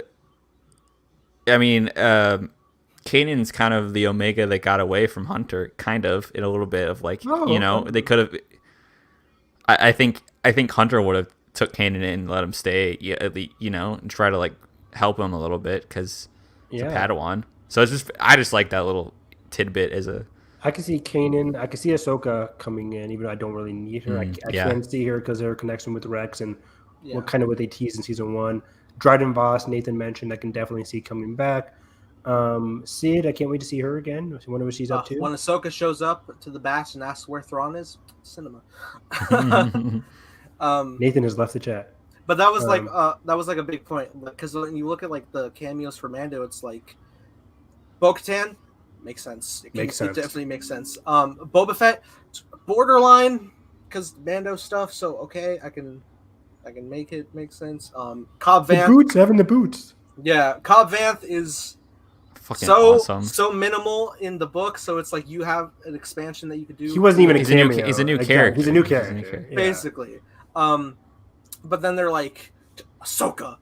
Ahsoka, Boba Fett, Luke Skywalker. Luke Skywalker feels so disjointed. It's so weird. He just takes the main character. What are you doing? Anyways, yeah. Which is like, and then when you look at like the factor of like the whole concept of like hardened like mercenaries in this galaxy looking for work while also maintaining a child. It's just like Bad Batch is just so good because it's not just like send you away to a better place. No, we're gonna live like Peter Parker exploring romance. Like, was it the best option? Probably not. But we're just like live. If you don't live, and life sucks. It's nice because Omega can speak. Yes. Well, apparently Ahsoka can talk to Grogu, who had training at the temple. Yeah, I'm able to talk to Grogu for the first time. He just spills the beans by his whole past. I'm like, so weird. But why didn't you tell me? You didn't ask. Oh yeah, so I survived all this. Here's my name. Here's my birth certificate. Basically, it's like, why is he reading his birth certificate to her? Anyway, what kind of training could he have had? Like, it's weird. Anyway, I think so weird. Yeah, it's just Bad Batch has a lot more going on. To be honest, if I'm really telling you what's happening in The Mandalorian and what's happening in, there's just a lot more context and stuff happening. Like in Mandalorian, like I like some of it. It's just Din. Yeah. It's Din just is Din, and he doesn't really. When it's the focus of Mando and Grogu, it's top tier. It's doing great. It's what we loved from the first season, and then it just gets into the other connective tissues. That's like we want to branch out to the other shows. And there's no feedback loop to the character. Yeah. That's what I think the issue is. That's the issue. Yeah. And I'd much rather have a character build run through water tunnels and even still get rejection for future exploration, as opposed to I'm going to stand here while this Jedi does this thing and then takes my child. And also R2's here. What I'm trying to say is I just totally negate the fact that like nothing happened in Bad Batch. Like this is the dumbest. People said that? Well, people were like, oh, like there was nothing like cool that like showed up or like, I'm like, but there was the characters that showed up and we so much is so powerful going from first episode to the 15th episode of coming all the way back to Camino. Like, good point, Carson, because people under the Star Wars Twitter comment were saying like the finale was great, but nothing happened. I'm like, are you kidding me? Please, nothing happened in the finale. Please, what? For the love of God, Star Wars fans, we need to progress past the mentality that you can only build off of the original trilogy's existence. That is just right. We can have new characters, and they don't have to be in a connection. And if they are in a connection, we don't have to have that be the tying like thread of reasoning. That doesn't have to be. That doesn't have to be the happening. That doesn't have to be the happening of the show. Yeah, saying that nothing happened. Oh, it just doesn't make any sense. We could have had like the Bad Batch could have been turned out horrible in like a sense of being like, yes, Palpatine commissioned the clones, and then we're gonna get to like Palpatine side of like, yes, the big grand plan of the Bad Batch, and like, no, right, yeah, we're not doing that. We're focusing with them progressing. Even beyond that, it's an issue most people who only watch 3 TV shows a year, in terms of like, call me out. But people complain about if there's no action back and forth, that nothing happened in the finale or nothing happened in a certain episode, because it's like people are saying I liked part 1 of the finale more than part 2 because part 1 had more action. They had the whole training room thing, which is great, but part 2 I also love. I think it connected a lot to the finale because it's a very character centric. Yeah, and those stakes that you like so much paid off here in a lot of cool ways. The stakes were great. You don't have to have somebody dying to have stakes in the finale. Right. They go through each and every, like we talked about. They go through the lab. They go through their old home. They had great moments with Crosshair. Like it was just a great character focused finale.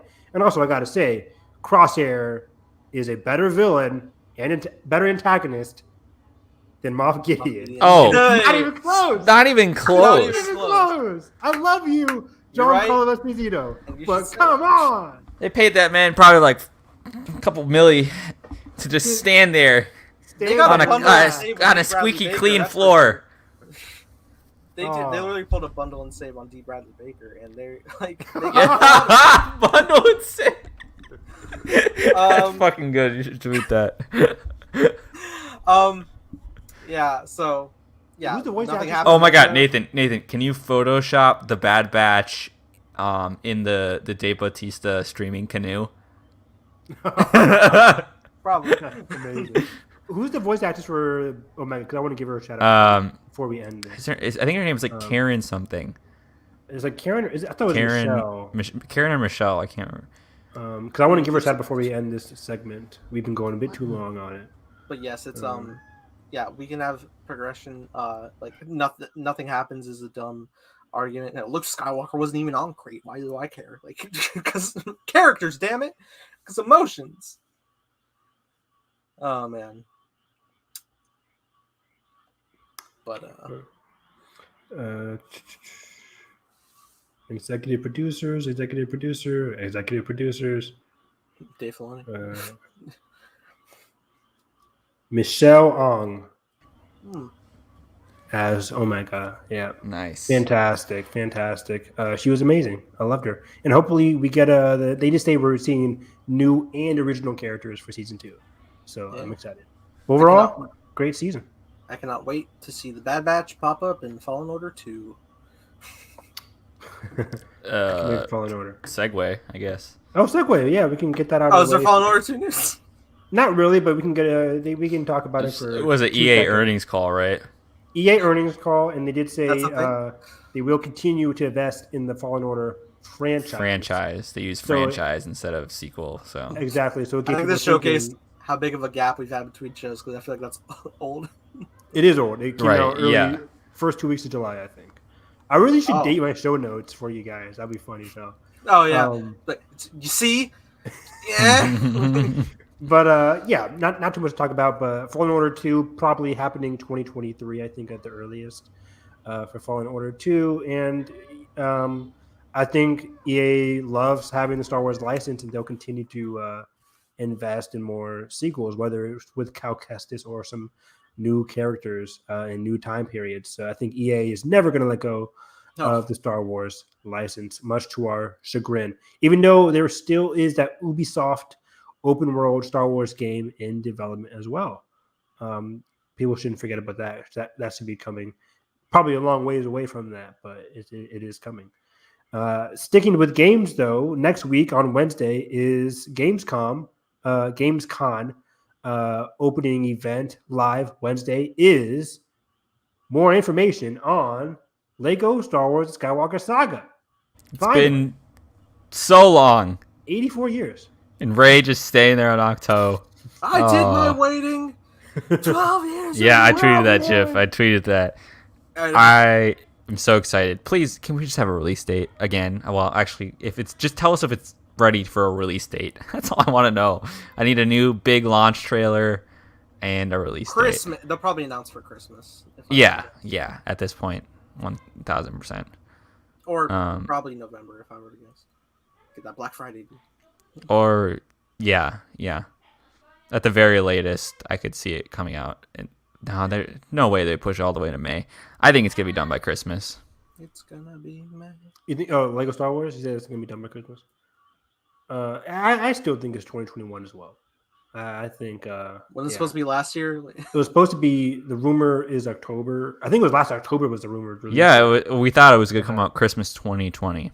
Yeah, I think October could be 2020, but now I think October 2021 makes sense. Honestly, I think the long state of radio silence we've had is probably a good sign that they were finishing up. We're going to get it. It looks pretty good. I can't wait to see more information. We'll talk about it on our next episode, hopefully not a month from now. We can talk about the Lego Star Wars trailer, Nathan. Cough off. I've left the chat. But, okay, so we have that. Let's get into Visions. Let's just do it right now. You have the trailer. Yeah, Carson, keep up the trailer. While Carson pulls up the trailer, there was some details. Sorry, Carson, go with the Japanese trailer because we'll have subtitles since we can't hear anything. Oh yeah, true. 0.25 speed. While Carson pulls that up, just some details from the previous Visions trailer that we didn't get to. Wait, did that drop? We talked about that last episode. It was in my thumbnail. Our first look at the Twins takes place after Tross. I don't think we talked about news. That. Okay, sorry. Yeah, just some stuff. Like it's not much, but all I have it down in my show notes is that Twins is one of the animated shorts that takes place after Tross, and it just has people thinking. And it ties into what we see in the trailer because there's some interesting possible connections. We know Visions isn't exactly canon, but it takes inspiration from the movies and stuff. Fighting in space.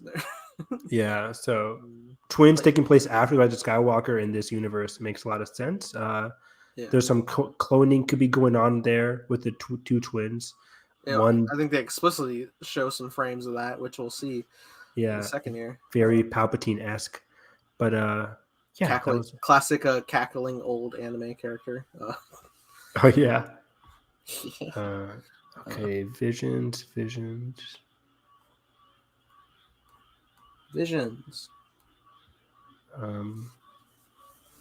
Yeah, this trailer was incredible.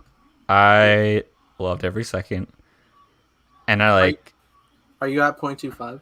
Yes, I'm at 0.25. Lit. What was I gonna say? This is everything I wanted ever. Yeah, I was so cool. Like right when we get to the Lucasfilm title card, and it's just like the fact that we're in animation, I was like, I just hope they continue doing this. Like, I would just love just the season 2 to be immediately greenlit the day this comes out, and just continue to do other studios. Yeah, we got a season 2 for Bad Batch for next year, and hopefully we got a season 2 for Visions next year as well. Evan, have you read the manga for this one? I did actually. 50 chapters is really interesting. Yeah. 50 chapters, only 9 episodes. I don't know. The show is actually behind. It's right. I feel like they're in a cliffhanger at the train. I don't know. Oh man, let's go. Push the button. Boom! I don't know what this is. Oh, it's Luke Skywalker. I'm kidding. Luke. A great warrior. I think this is the one that. I think this is the woman I put in my thumbnail. Oh, look at that! So come on! Animation for that you? This might be the dual episode. Yeah, I think this is dual. Which is based off of the Ronin novel coming out, which people don't. And this is different. This looks like a different story. Yep, this is. This doesn't even look like Star Wars, and I love it. This is Ghibli right here. I mean, oh my god. This looks like Prentice Princess of Mononoke. Yeah. Back to the duel. So Like Kyber Hyper Crystal. Crystal. Yeah. it just like you're seeing all this, and it's just like, you didn't tell me this was Star Wars. I wouldn't know. New story. Power. God, and look at responsibility. that. Look at his eye, dude. It looks like a think that's lightsaber, crossguard Uncle lightsaber. Ben, it looks like. Oh, twins. Twins. Yep, now we're into twins. It looks like it's the brother or the sister. I thought are they both sisters? I thought they were both male and I female, think it's brother and sister. Yeah, Oh. they have the brother and sister. And then you see this. It's a beautiful lightsaber. Beautiful Yeah. lightsaber. If that's not a Galaxy's Edge, what's the point? You know what? Yeah. And it has to be in that box. Oh, and then just a. And this is Studio Trigger here. They Yeah, flawless dude, the way animation. they're editing it. and Dude, can we animating just say that oh my god. Man. I like the Ooh. animation style for the duel. This episode looks like it has very interesting. Can we just say color that they're in space right now on top of like a ship? It's with debris. And I Does she have 6 robotic arms? Yeah, I don't think even know. so. I don't know what this is. That episode's gonna be cool. I think that was like the. Oh, look at this! Oh my god! Oh snap! Well, I'm so glad we finally. Oh, slowed that's a down. rabbit girl. Wow. So it's a green saber. Cool. Wow. That's This is the same wild. character that had like the 6 blades. It looks so previous cool at episode. 0.25 speed because I get to see every frame. Oh my god! Oh, they're flexing. This is very Old Republic esque right there, holding the lightsaber right Watch this logo. Watch this. Bam! there. Woo! Put the anime paint on it. Animation, my beloved. Wow. That's cool. God, that looks cool. Oh, huge tower going into the ship. That was interesting. Plus presents. You've been I guided by mean, the it is Force Disney since and you were presents. born. Oh, This is the this girl we is- saw with the green lightsaber. I'm excited for this episode. Yeah, that looks like it'd be a fun one. A main character that's not a human. Yay, finally. Finally. Hey. 7 Vision. Visionary Anime Studios. And there's 9 episodes? At last, the moment arrived. Oh, twins. Twins right there. Damn, I don't Man. remember shot. Hell yeah. Oh, dude, they're That's so doing a cool. lot of that. They're doing a lot. Yeah, of look at that. Oh, so cool. They're doing so many Kylo Ren stuff. It's What great. is that episode? This is gonna be a cool episode. Who is this person? Throw it. Oh shit. Oh wow. 9 original Now it's slowed stories. down. I can really like. I know. I'm glad we're doing this because It's like, dude, it's like the Animatrix. Oh, man, man. it's great. The backgrounds here look incredible. look at that. Pod race. Yeah, not pod race, Astro but Boy. Speeder. Yeah, Astro Boy looking. Just everything is so distinct and like looks like someone just it sounds cheesy, but bringing a vision to life and not just form fitting. And I love that. Roll credits. Look at the purple. Look at that armor. Oh my Oh. gosh. And there's Boba Fett, and I'm just like, even that looks so much looks great. stylized for. Oh, Yeah. it's so cool. Oh, so cool. Studio Trigger again. Oh man, so cool. wow. Stopping the stun blast. So God, The that's pulsation awesome. between frames. Oh my Yeah. yeah. Who is that? What is that? That's gonna be interesting. Yeah, this is the It's- old man episode. Oh, it's Yeah. raining. Ooh, It I just heard like that. as I the heard that. dark sides Heard came that. up. Again, this is the duel episode. Oh, come She on! looks- she looks Oh, bad. bro. If that was live action, it's too much. But anime can thrive in absurdity. She looks Dude, I like forgot about the umbrella. So cool. September 22nd. A classic. This is classic. Nice.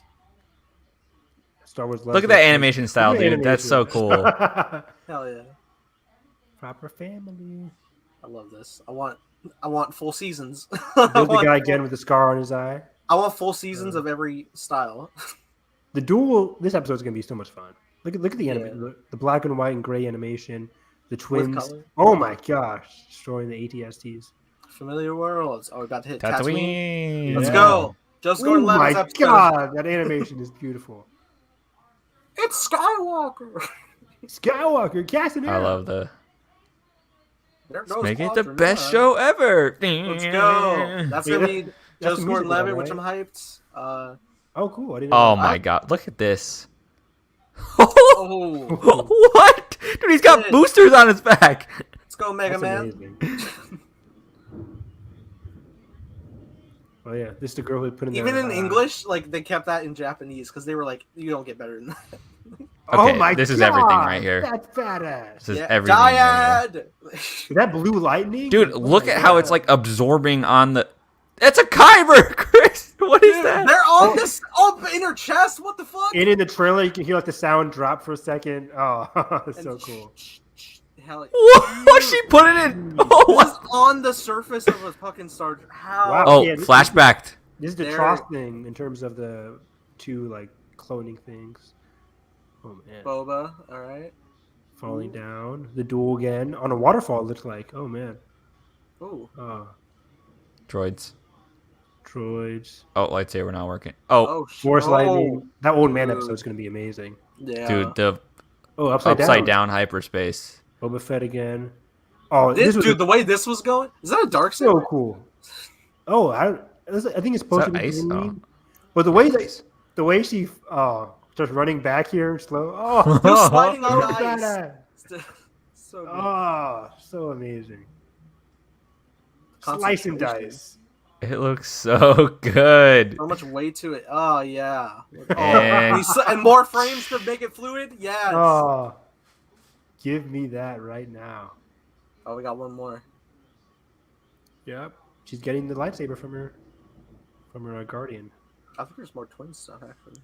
I accept this there. responsibility. Oh shit! Fucking light whips. That's insane. What is happening? Fucking Grievous eat your heart out. Is he gonna have to kill his sister? I don't know what's happening here. Oh man. Ooh.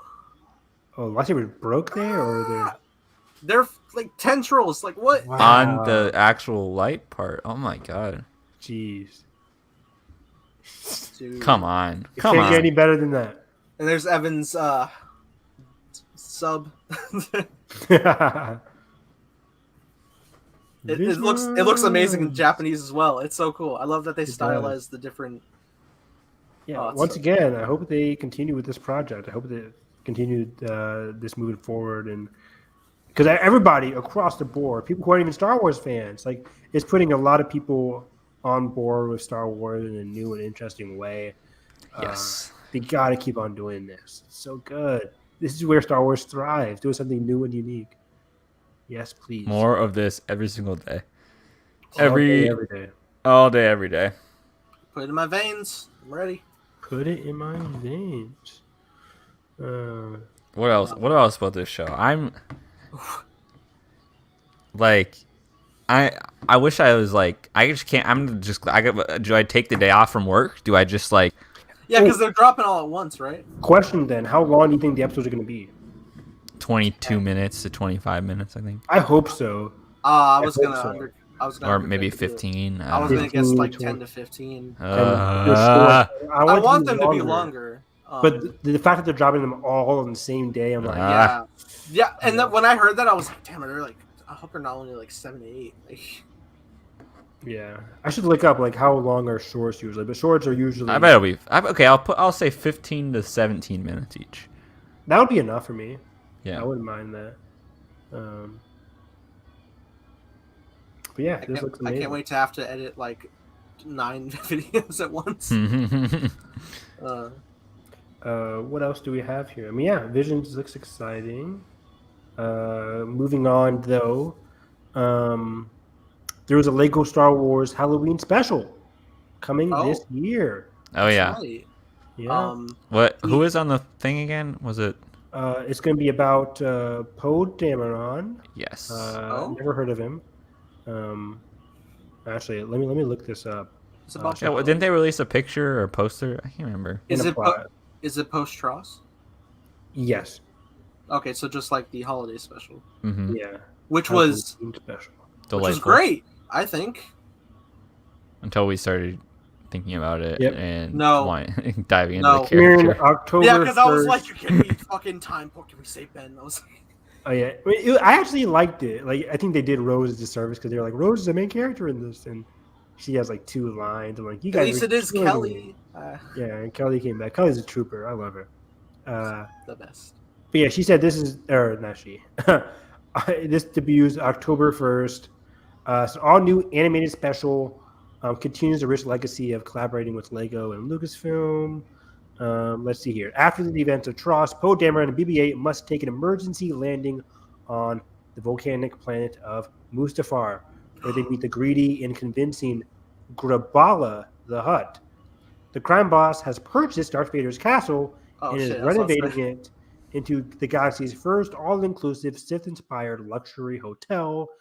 While waiting for his X-Wing to be repaired, Poe, BB-8, Graballa the Hutt, and a new character, Dean, a plucky and courageous young boy who works for Graballa, venture deep into the mysterious castle with Vader's loyal servant, Vanay, Is who it you the will dude know from Rogue One? from Rogue One. Vanay is from right. Rogue One. Along the way, Vanay shares three creepy stories linked to ancient artifacts and iconic villains from across all era of Star Wars. All right, let's talk about how this fits into canon. Let's break it down. So we're probably going to see, of course, Vader, I would assume. Probably Palpatine again. Palpatine, all eras. We could see some Snoke stuff if they really want to. Krennic, probably cameo. Krennic. You're muted. I imagine a gag. I want to see Snoke. Me too. Yeah, I want to see a gag of Krennic ringing Darth Vader's doorbell. Just be like, "It's Deborah here. Is he here?" But this, go away. Kevin Scott has been doing a lot of like Vader Castle Halloween like comic books. If you guys have read those, I haven't really read them. Oh yeah, it was a horror series, right? Exactly. Yeah, it's a horror series about people going into Vader's castle. That is canon. I do want to dive into that. I mean, yeah. Star Wars and horror. Exactly. I heard Kevin. I watched an interview, and Kevin's really proud of those comic books. They're coming out this year too. So I might want to read those too. Next paycheck. Kevin Scott, the king in your guys' publishing, right? Oh, Kevin Scott yes. is the best. Yes. What's the top tier stuff he did? Yeah, we'll get into that soon. But also, it continues as Vanay spins his tales and lures our heroes deeper into the shadowy underbelly of the castle. A sinister plan emerges, but with the help of Dean, Poe, and BB-8 will have to face their fears and stop an ancient evil from rising and escape to make it back to their friends. Darth Bane. No. Charles Soule famously created a big Mustafar story. Did you read that story in the Charles Soule comic run yet, Carson? I forget his name. But there was this ancient Sith that. What's his name? Why does it feel like it starts with K or something like Karnos? Conan. Conan. Kratos. God, what is it? That's gonna. God. But either way, there's a lot of ancient evil that's lying within the Mustafar. So yeah, I'm not gonna look it up. It takes too much time. But either way, I'm excited. I actually liked the last one. It was very funny. I think the best part about the holiday special was Kylo and Vader's interactions. Oh, the best. I was dying of laughter at some points. It was very funny. But yeah, that's about it for that. They had, all right, bear with me on this segue. They had a great dynamic of exploring Rey trying to train Finn, which, hey, there's rumors going around right now of a Finn series. Nice. Whether that's pre or post sequels, I don't know. I don't know where the source came from. Do you guys remember? Was it LRM? No, it wasn't even that. It was something Illuminati. I think, even out of that circle, it was I don't even know. Yeah, it was so random. It's so random. It's not super credible, but again, this is something that I think makes sense. Of course, Kathleen Kennedy famously said she wants to revisit the sequel characters. Yeah. Again, of course, that was before Trust came out. Yeah, I can see how this could roll out because we know Daisy and Adam were arguably a primary focus of the sequel trilogy through line. So I can see why we're not specifically retargeting them. We know Oscar is busy with both Spider-Verse and Moon Knight. Spider-Verse and Moon Knight, Oscar Isaac's working on, so he's pretty wrapped up. Pun intended with that costume leak. Also, granted, John's had some beef, which I think he's addressed and has worked through, maybe, hopefully. And we've always like said like every time there's been any review, like, you want to do more Star Wars, and they're like no, because they just finished and they're tired. Like obviously no. It's like Daniel Craig with James Bond. It's like I'm fucking done.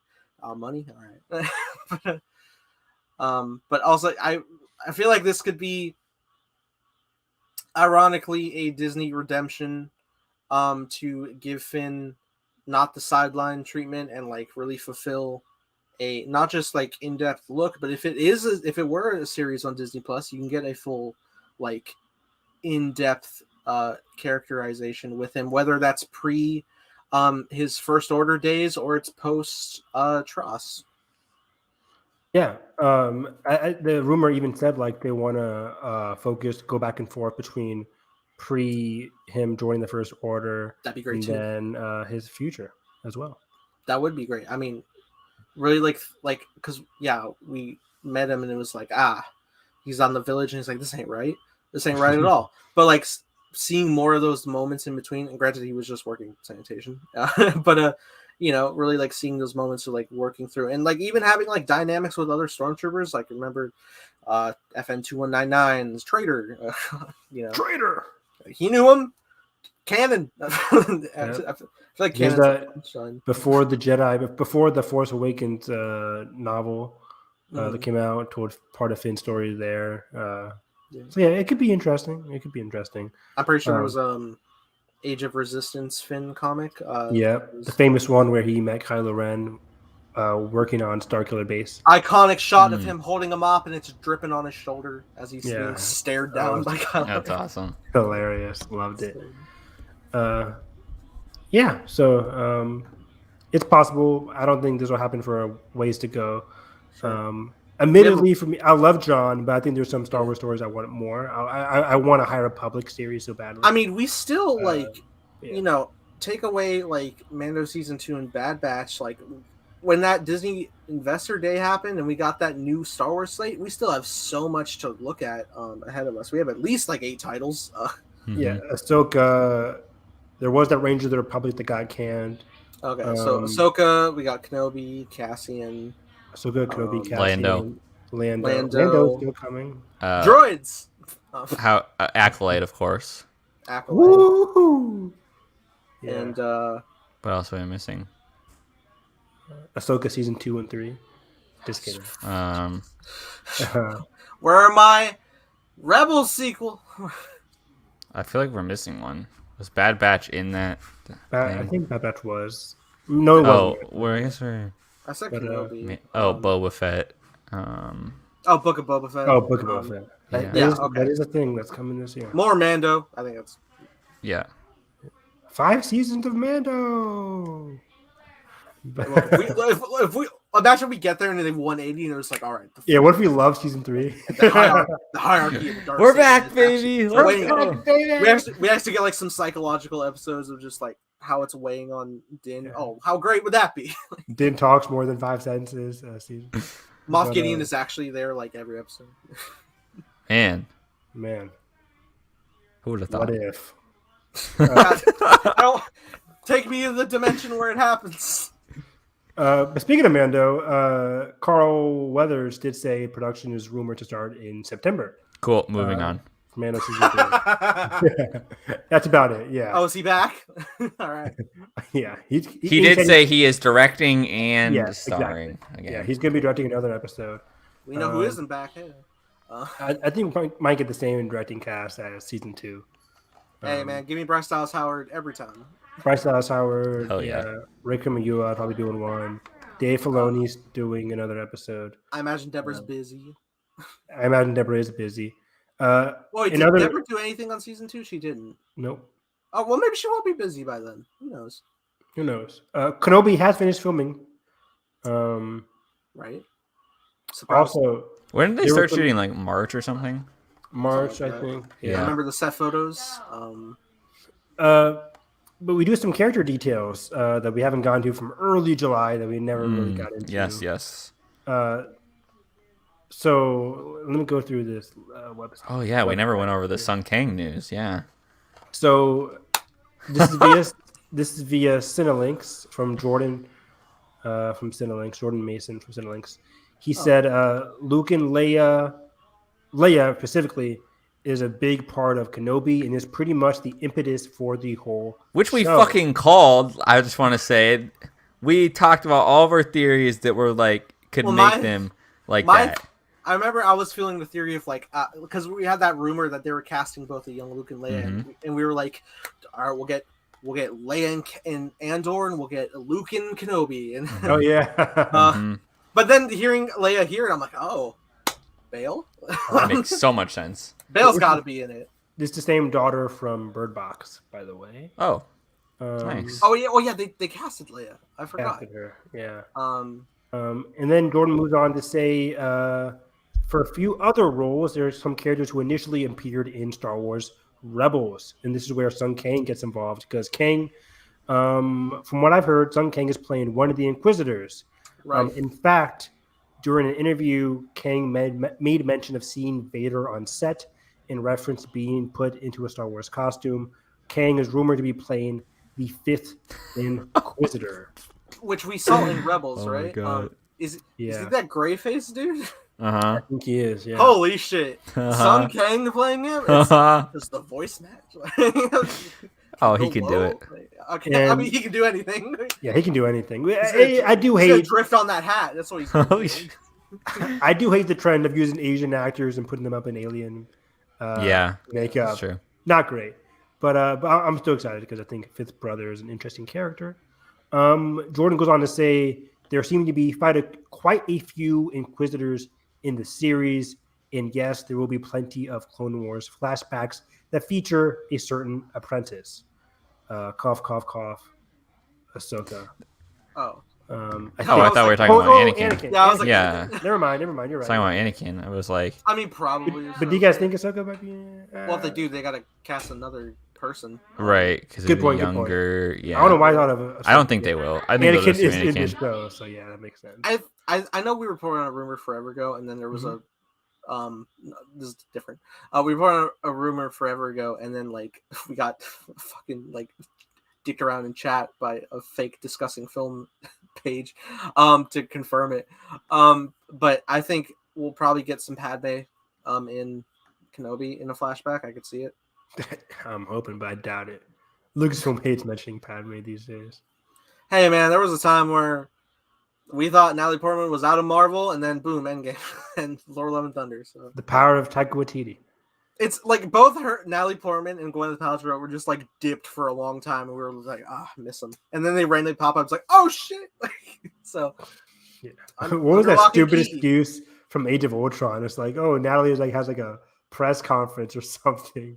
I don't know if it was more Natalie. I mean, I was more surprised. No, not Natalie, but they said like when Thor's talking to people in Age of Ultron at the party. They're like, where's Jane? And he's like, oh, Jane. Oh yeah, well yeah, she's doing big science shit, which which makes sense to me. I'm like, okay. Pepper's running Stark Industries, cool. Even though we're in a fucking Stark Tower, that's fun. Yeah, it was weird. But hopefully he's here. And Jordan Mason said like it's still on track for a spring 2022 release date, maybe before Andor, maybe after. You never know. Is Andor still filming? I feel like Andor's been filming for like 2 years. No, they're done. Hey, right? we ain't using that volume. We gotta. It's harder. Practical sets. Yeah, practical. Fucking 45-minute, 12 episodes probably. So I can't wait. Hell yes. They better be that long. I can't wait for Andor. It's gonna be so exciting. And still, the only thing we have so far is motion concept art, right? Isn't that crazy that it will technically be? Oh my god, it's gonna be 6 years after. Didn't Visions get announced after? Oh, Visions was one of the fucking slates for. Yes. Didn't Visions get announced after Andor, and yet we now have the actual trailer for that, but nothing for Andor yet? Hey, now we have the behind the scenes. No, I know, but we also got a behind the scenes of Visions, and then now we have a new trailer. Yeah, but the Andor. Look, I'm just came saying. Out before. I'm just saying, animation's probably a lot harder to get progressed to showcase than you can have people standing in the room talking, and that's good. Yeah, but if it comes out 8 months from now, like, this doesn't make any sense. Look, man, they filmed 3 weeks of Guardians of the Galaxy footage, and they brought People Comic-Con. always use that excuse. That's a one-time. That's a thing. good excuse though, because it's It's a sci-fi. one-time. People don't care anymore if a trailer drops it's irrelevant 3 weeks later. It's all about Yeah, I People forget. just no hype, Look, especially for TV. Look, full transparency, I always forget when Andor's supposed to come out because I just feel like We don't know. It could be where I'm gonna say Loki summer was. 2022. So I'm gonna say Some people are projecting it to be after Kenobi now. So you think? Book of Boba, Kenobi, then Andor? Okay. yeah, because I think they want Andor to be the big summer show because Kenobi's a limited series. And Kenobi be the big spring show. Mm-hmm. I was There's gonna be walking. so many Disney Plus shit next year. God damn. I was walking. I was like, it got slow at my check lane at work the other night, and I was just like, I was like walking around. And I was like, huh, like we got like 5 films back to back, and now we're just on pause. Like I was just like, I'm just fucking like waddling around, just like, oh, Star Wars. There's the Rise of Skywalker Blu-ray. I pass every day. It's like Peter and Spider-Man 2 with the MJ billboard. It's the Rise of Skywalker Blu-ray on the shelf. Every day I see her. The Rise of Skywalker. Man, Yeah, it's still $22 or something. Yeah. I every time I look, I'm like, do I buy the fucking 4K sleeve? Don't do it. That's just the normal fucking Blu-ray underneath. Yeah. Like, no, I don't need it. oh, no. But then I look at the back and it's a fucking like Kylo Ren Stardust. Oh, it's cool. It's cool, but I'm like, God damn, put it on the printing. Like, why is it just a sleeve? Why is it a sleeve? Yeah. Like fucking all right, pulling a fucking DVD example. Fucking cool Mothra steelbook I bought. Oh, nice. But like you slip it off and it's just like the clean Yes. Mothra thing, but you overlay it with the the planes jargon. and the planes and the girls, and it's like fucking oh shit, that's cool. Same with the back. It's like it's all your fucking Blu-ray info. Cool. Info, yeah. Take it out. And the back, yeah. Just Mothra. It's fucking cool. We need more pack. See, I love physical media like that. We need more transparent sleeves, is what you're saying. Hell yeah. Yeah, you know, sleeves that people won't want to just discard, which I never do, even if they're the same. I discard some of them. But I think we can end the show on some comic book stuff, some big stuff happening. Oh yes. Before we get into High Republic, there is some Qi'ra stuff. War of the Bounty Hunters is going on. Qi'ra is alive, if people forgot. I have not. And it's fucking awesome. I read the first one only, or 2 of them. I've yet to dive into War of the Bounty Hunters, Me but too. I have seen the panels of Qi'ra yeah. examining Han and Carbonite, and I'm like, Oh, it's so good. It's so So good. I need to get into it. So this new thing is going to be a comic series trilogy of Kira's ongoing story. So, Part 2. So War of the Bounty Hunters is part 1 of Kira's story. Yeah. Charles also said Crimson Reign is part 2 Part of 2 of Kira's yeah. trilogy that he has in mind. Which so far we have a couple covers for. Yeah, I can give you the link if you guys want to look at the covers. Yeah, I saved them on my phone. If you just send them in chat. I hear cats. Yeah, he's being annoying. Hey now. gave you a Star Wars Newsnet link on the computer. I put the link in the DMs if you want to share that. Oh yeah. But yeah, it's very interesting.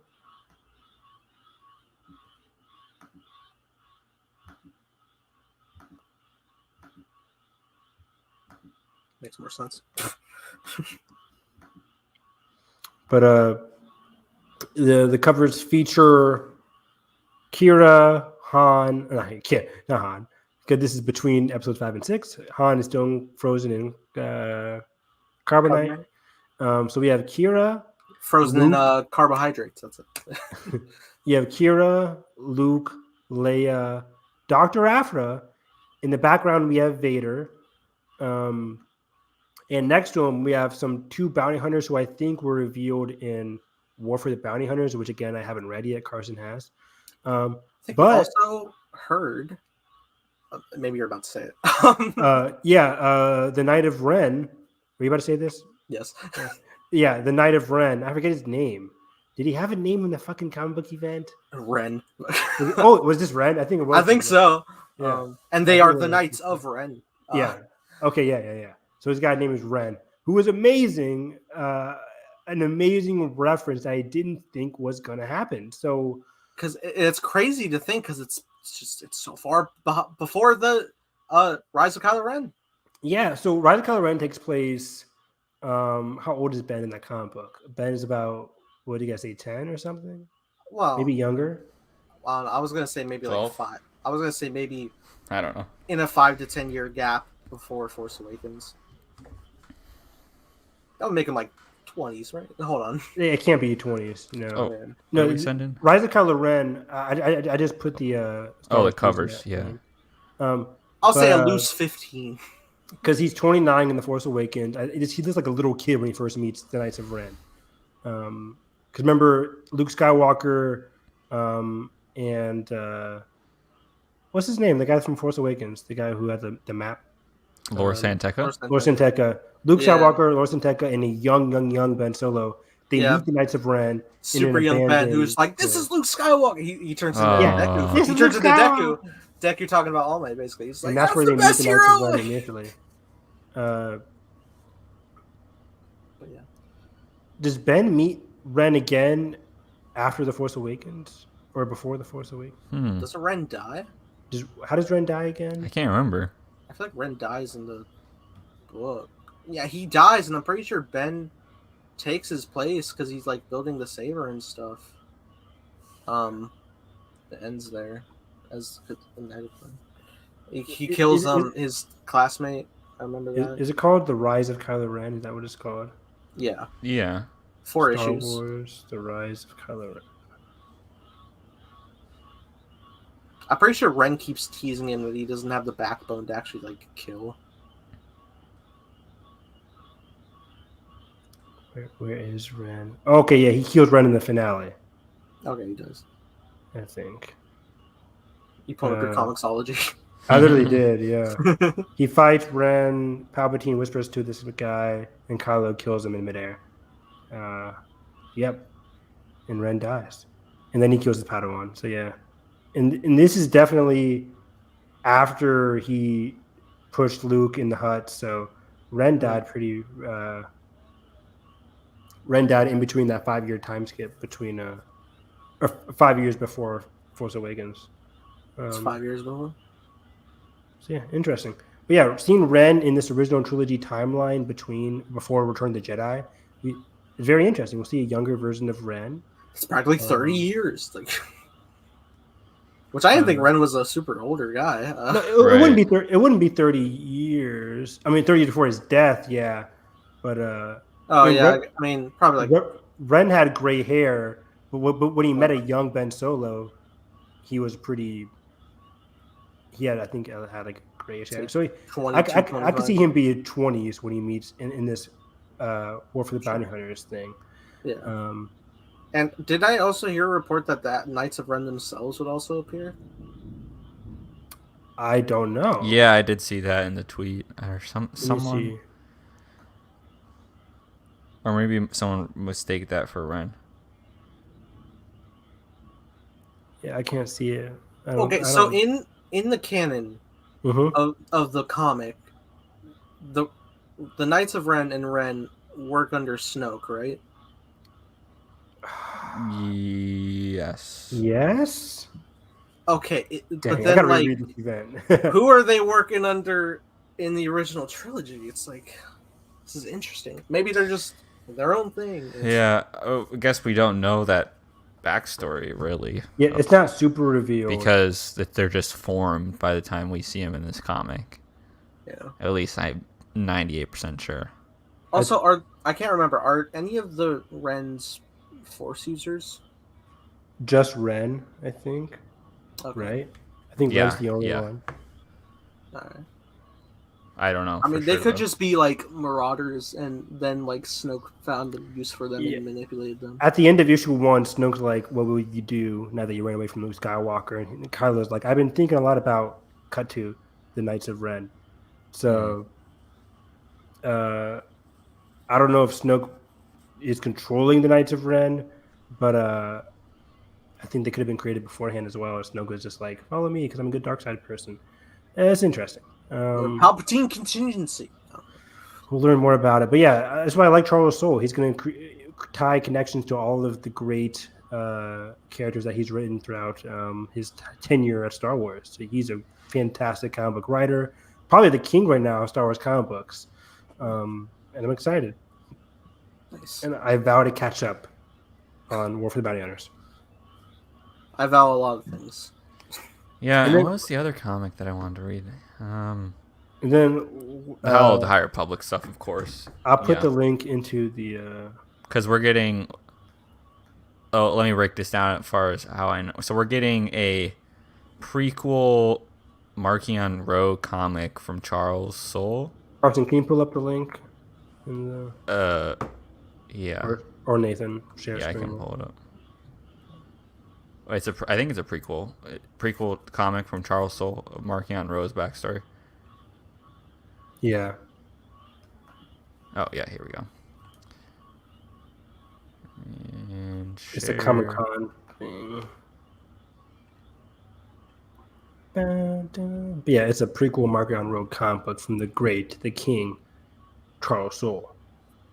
And so this wave 3 of Phase 1 is kicking off January 2022. Mm-hmm. And so this talks about something we already knew, which is the Laura D audiobook. Can you share the screen? Oh, is it not being shared? Oh, I'm an idiot. I have the power. There we Nintendo go. power. Okay. So the first one is this, which you already knew. It's called Tempest Runner. Yeah, Lauren D gets captured, which is going to be very interesting. Yeah. But they don't know it's Lauren D, and this is after. What's it say? Yeah, I think this is after the Republic Fair events.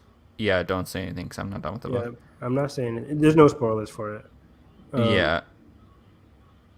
Yeah. Laura D behind bars. Yeah. Okay. And so then this is, what is this? Oh, this is the free comic book day. Special edition. Special. Yeah. I have this at home. I haven't read it yet. Nice. This takes place also. Oh, is this the guy from, or the girl from? This is the guy from Race to Crash Point Tower. Yes. Ram Jamaram. That's Lula Talasola. Ram Jamaram, yeah. And What's this his name? takes place- Ram Jamaram. I love it. That's the best. Every time you guys give me a tidbit about the High Republic, I'm like, oh, I'm into that. And Oh this yeah, takes and we place- also got news. And that takes place during the Republic Fair and the chaos that happens there. And next year, Older will pen a YA novel, Midnight Midnight Horizon, which is very interesting.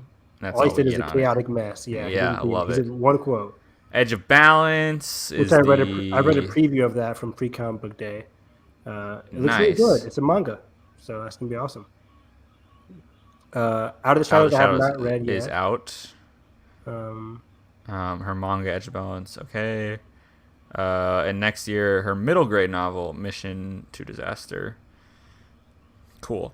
so yeah, she's doing the middle grade. Daniel's doing the YA. YA. Cool poster of the Republic Fair. Those floating platform Floating cities. Island. I wonder what happened to Yeah. them. For Charles Nathan. For Alright, so here's Soule. Soul talking about Markion, and there's a picture of him. Here we go, baby. The villainous origin story in a new Marvel comic, The Eye of the Storm. Give it to me right now. Give In a it to me right now. 30-page issue. Wow. Man, that's gonna be amazing. In January, coming up. Can you get to believe it's August already? It's insane. Didn't Yeah, High this is Republic awesome. start? Oh my god, the High Republic started like a year ago, didn't it? No, it started this January. This is the best news Oh, I got by pushed far for from me. its original. That's yeah. Um, So Claudia yeah, Gray. Claudia Gray doing Fallen Star, which is the big novel for Wave 3. To close out phase 1, most likely, right? So yeah, so it seems like there's The gonna way- be 3 waves per phase. Per phase, yeah. It is. Cool.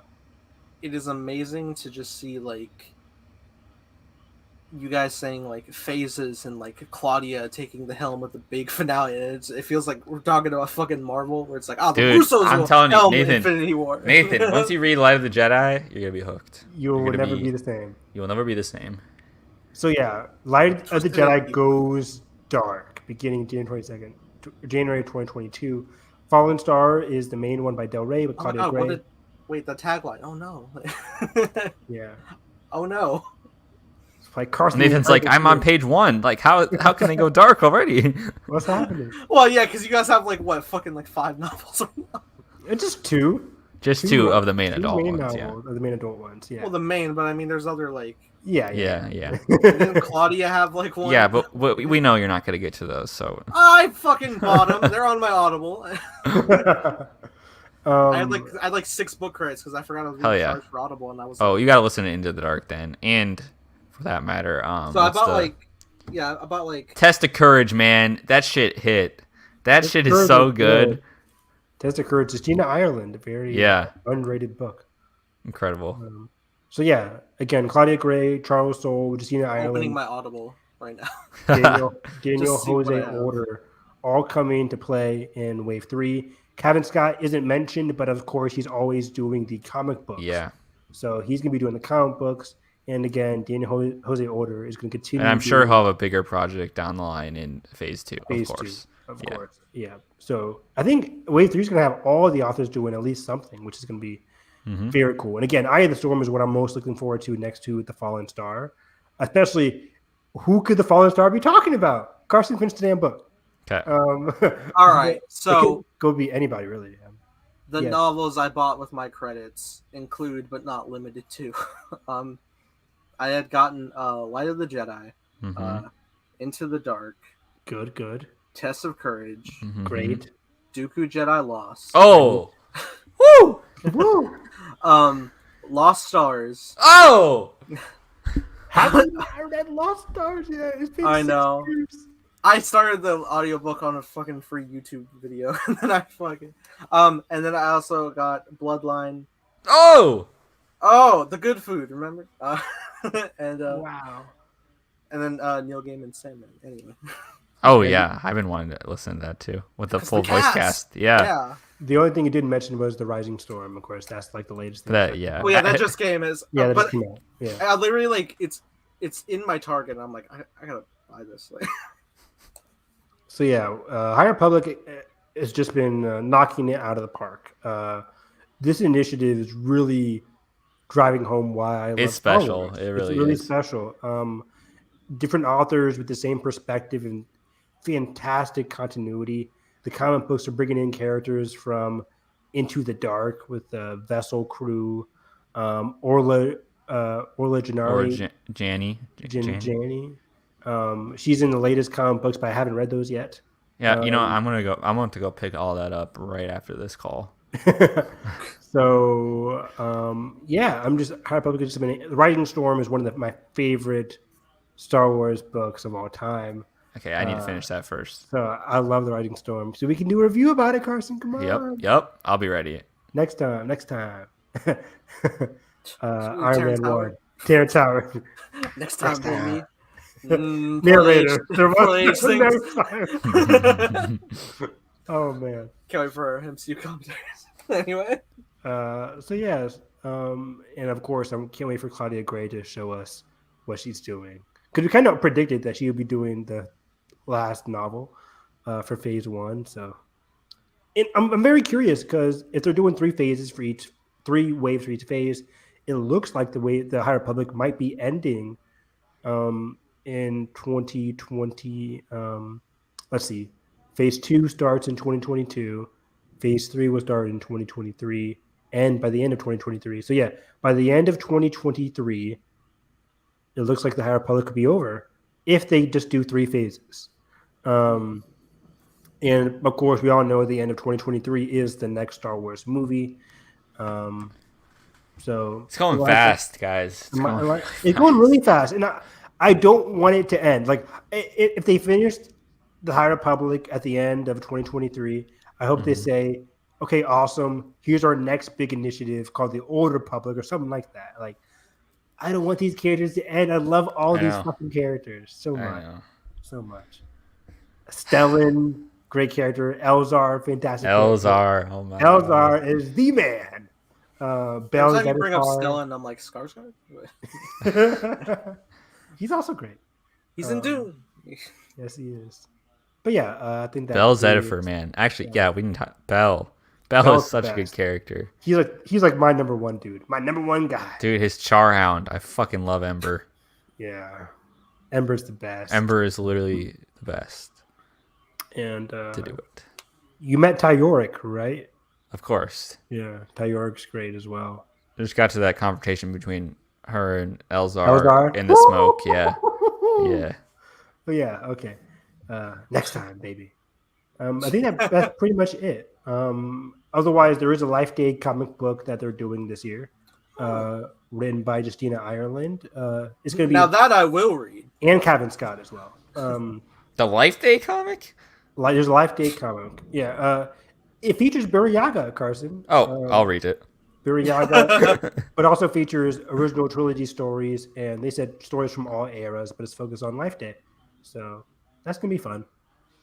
But wow, I think we caught up on a month's worth of Star Wars news. We did it. Hell we yeah. did it. 2 hours, We 20 did it. minutes. We could vamp for another 40 minutes to hit our record. Oh, How gonna long be is it. our Harry Potter commentary? I think it's like 3.5. 3 hours. It's 3.5? It's It's 3.5. something- It's Yeah, like it's 3.5, 3:34 or something. which surpassed our 3-hour Last of Us 2 review. Hey, Evan, what happened on day one in Seattle? Yeah, what a concept! If you'd ever curious what it's like to just see a one-on-one of me and Evan, you know, the two opposing opinions where we actually agree wholeheartedly throughout for 3 hours. Now I think Last of Us 2 is just it's good, but I'm kidding. Say you hate it. Say it's mid. Is it mid, Evan? Is it a It's masterpiece not or is it mid? not mid, but it's amazing. I love Last of Us. Yeah, wow. I think that's pretty much it for the pod. That's it. That's a wrap. We'll be back tomorrow, though. Maybe, right? Yes. Yes. Yes. As long as Which Nathan means- doesn't have a babysitting job or something. No, I get off. I'm gonna get off work at like 8, so we'll go live at 9, which means I need to make a thumbnail and set up stream tonight.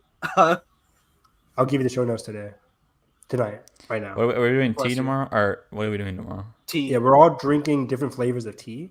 Ew, I hate it. Me too. I can't stand it. We're gonna do my cup of tea tomorrow, and then Monday we're doing Spider-Man: Homecoming. Oh yeah, no, not Sunday, Monday. Spider-Man. Homecoming. Wow, I can't wait. Spider-Man. Which means everybody watch your Civil War YouTube clips. No. Yep. I'll just watch the needle drop. Queens. I hate that, like, I know the lyrics but Carson doesn't, and I'm just like, every time he sings it, I'm like, I gotta correct this motherfucker. Why do you know the lyrics? Because I looked up the song. It's a good song. It's Is a it? classic song. Yeah. I know that, but I just don't know good. the words. Fuck off. Oh man. That's why we can't get sponsored. You know, I One got of these so days many, we will. HBO Max sponsor us. I got so many movies to Okay, watch yeah, this with how weekend. much I'm like, fix your fucking PlayStation 4. Well, I need to watch. I'm gonna watch. I want to see Reminiscence in theaters, but I don't know if I'm gonna go. So I may I just might go cave tomorrow and to see watch that. it on Ooh. my TV. And I need to watch Coda, and I need to watch. What was the thing you told me to watch? Something. Do I watch Reminiscence on the big screen or do I watch it on HBO Max? Is it important to see? I can't decide. I want to see Protege as well with Michael Keaton and Maggie. By Keaton. the time my payday hits, I'm going to want to go out to see Free Guy, The Night House, Reminiscence, and Candyman. I'm too scared to Oh, see yeah, Night Candyman's House. I think Night House is gonna be freaky. I'm gonna be like, how I watched Haunting of Hill House. I'm just like, Oh. Yeah, you had an issue with The Conjuring, and I was like, that's shit. But, the Conjuring movies were unique because for both of the movies, halfway through, I'm like, fuck it, just lock in. And then That's so me. the second half of the movies are less scary, but the first half where the families don't know what's going on is me. I'm just scared as hell. I don't. Maybe it was Conjuring, but I remember I was just like, all right, I'm about to watch these with the lights off, and then you were like, "The lights off at night? Are you insane?" And I'm like, I did Haunting of Hill House every night at 3 a.m. and I don't know why I did "You that. idiot!" What?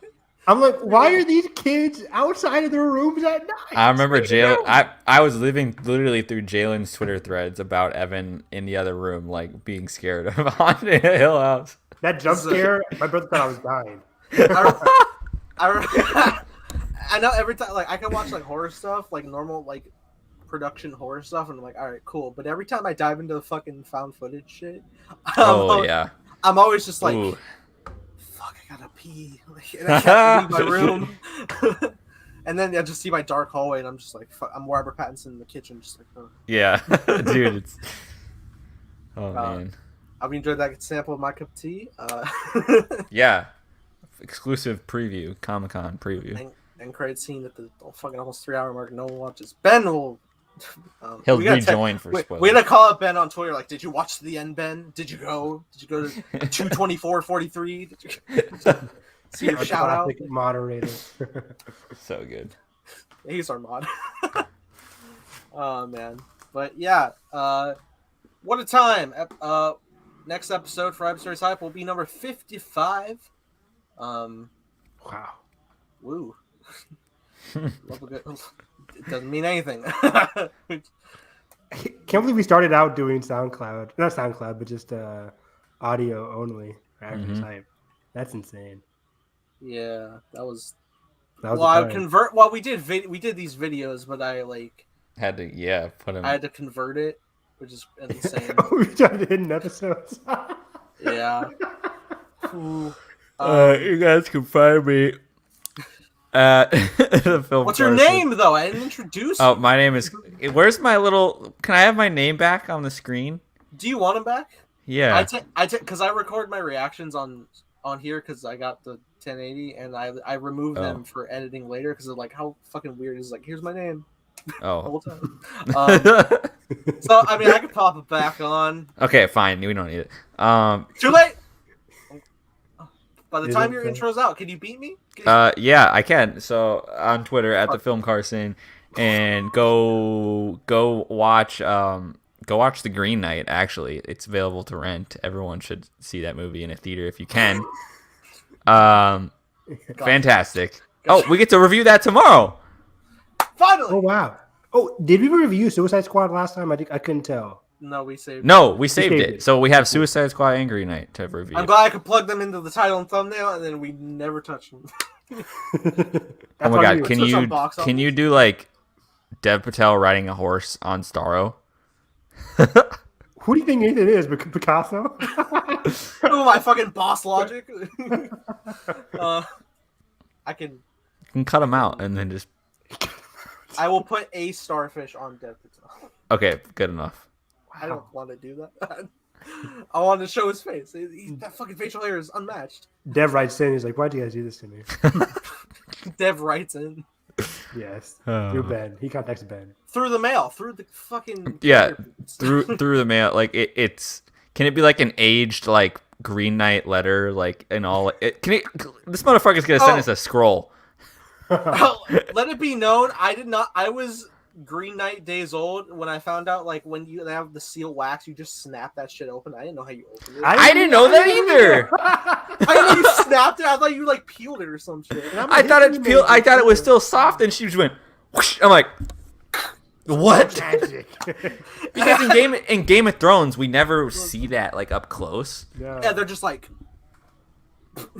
Yeah, I'm a history major. I had no clue how they open that shit. Did they get like a wine opener? Yeah, a letter opener. That was great. You guys can find me. Oh, now I know what my name is. Evan. Oh, cool. I never knew that. You guys can find me at Hair Harris EV9. Being very upset about the recent events of Big Brother 23. I'll get over it. Maybe I won't. We'll see. But yeah, follow us. We'll be back tomorrow for my cup of tea. Talking all things Suicide Squad, Green Knight, other things. What If? I will watch What If before tomorrow. Yes, please. So yeah.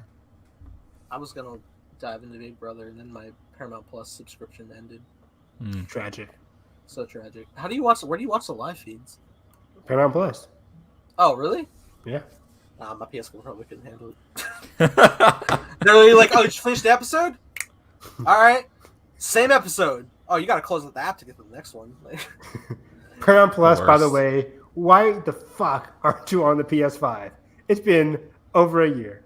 Come on. Wow, janky on the PS4, not on the PS5. I still see tweets from that Wario guy or whatever that's like PS5 queue up now, and I'm like, You can't just buy it yet?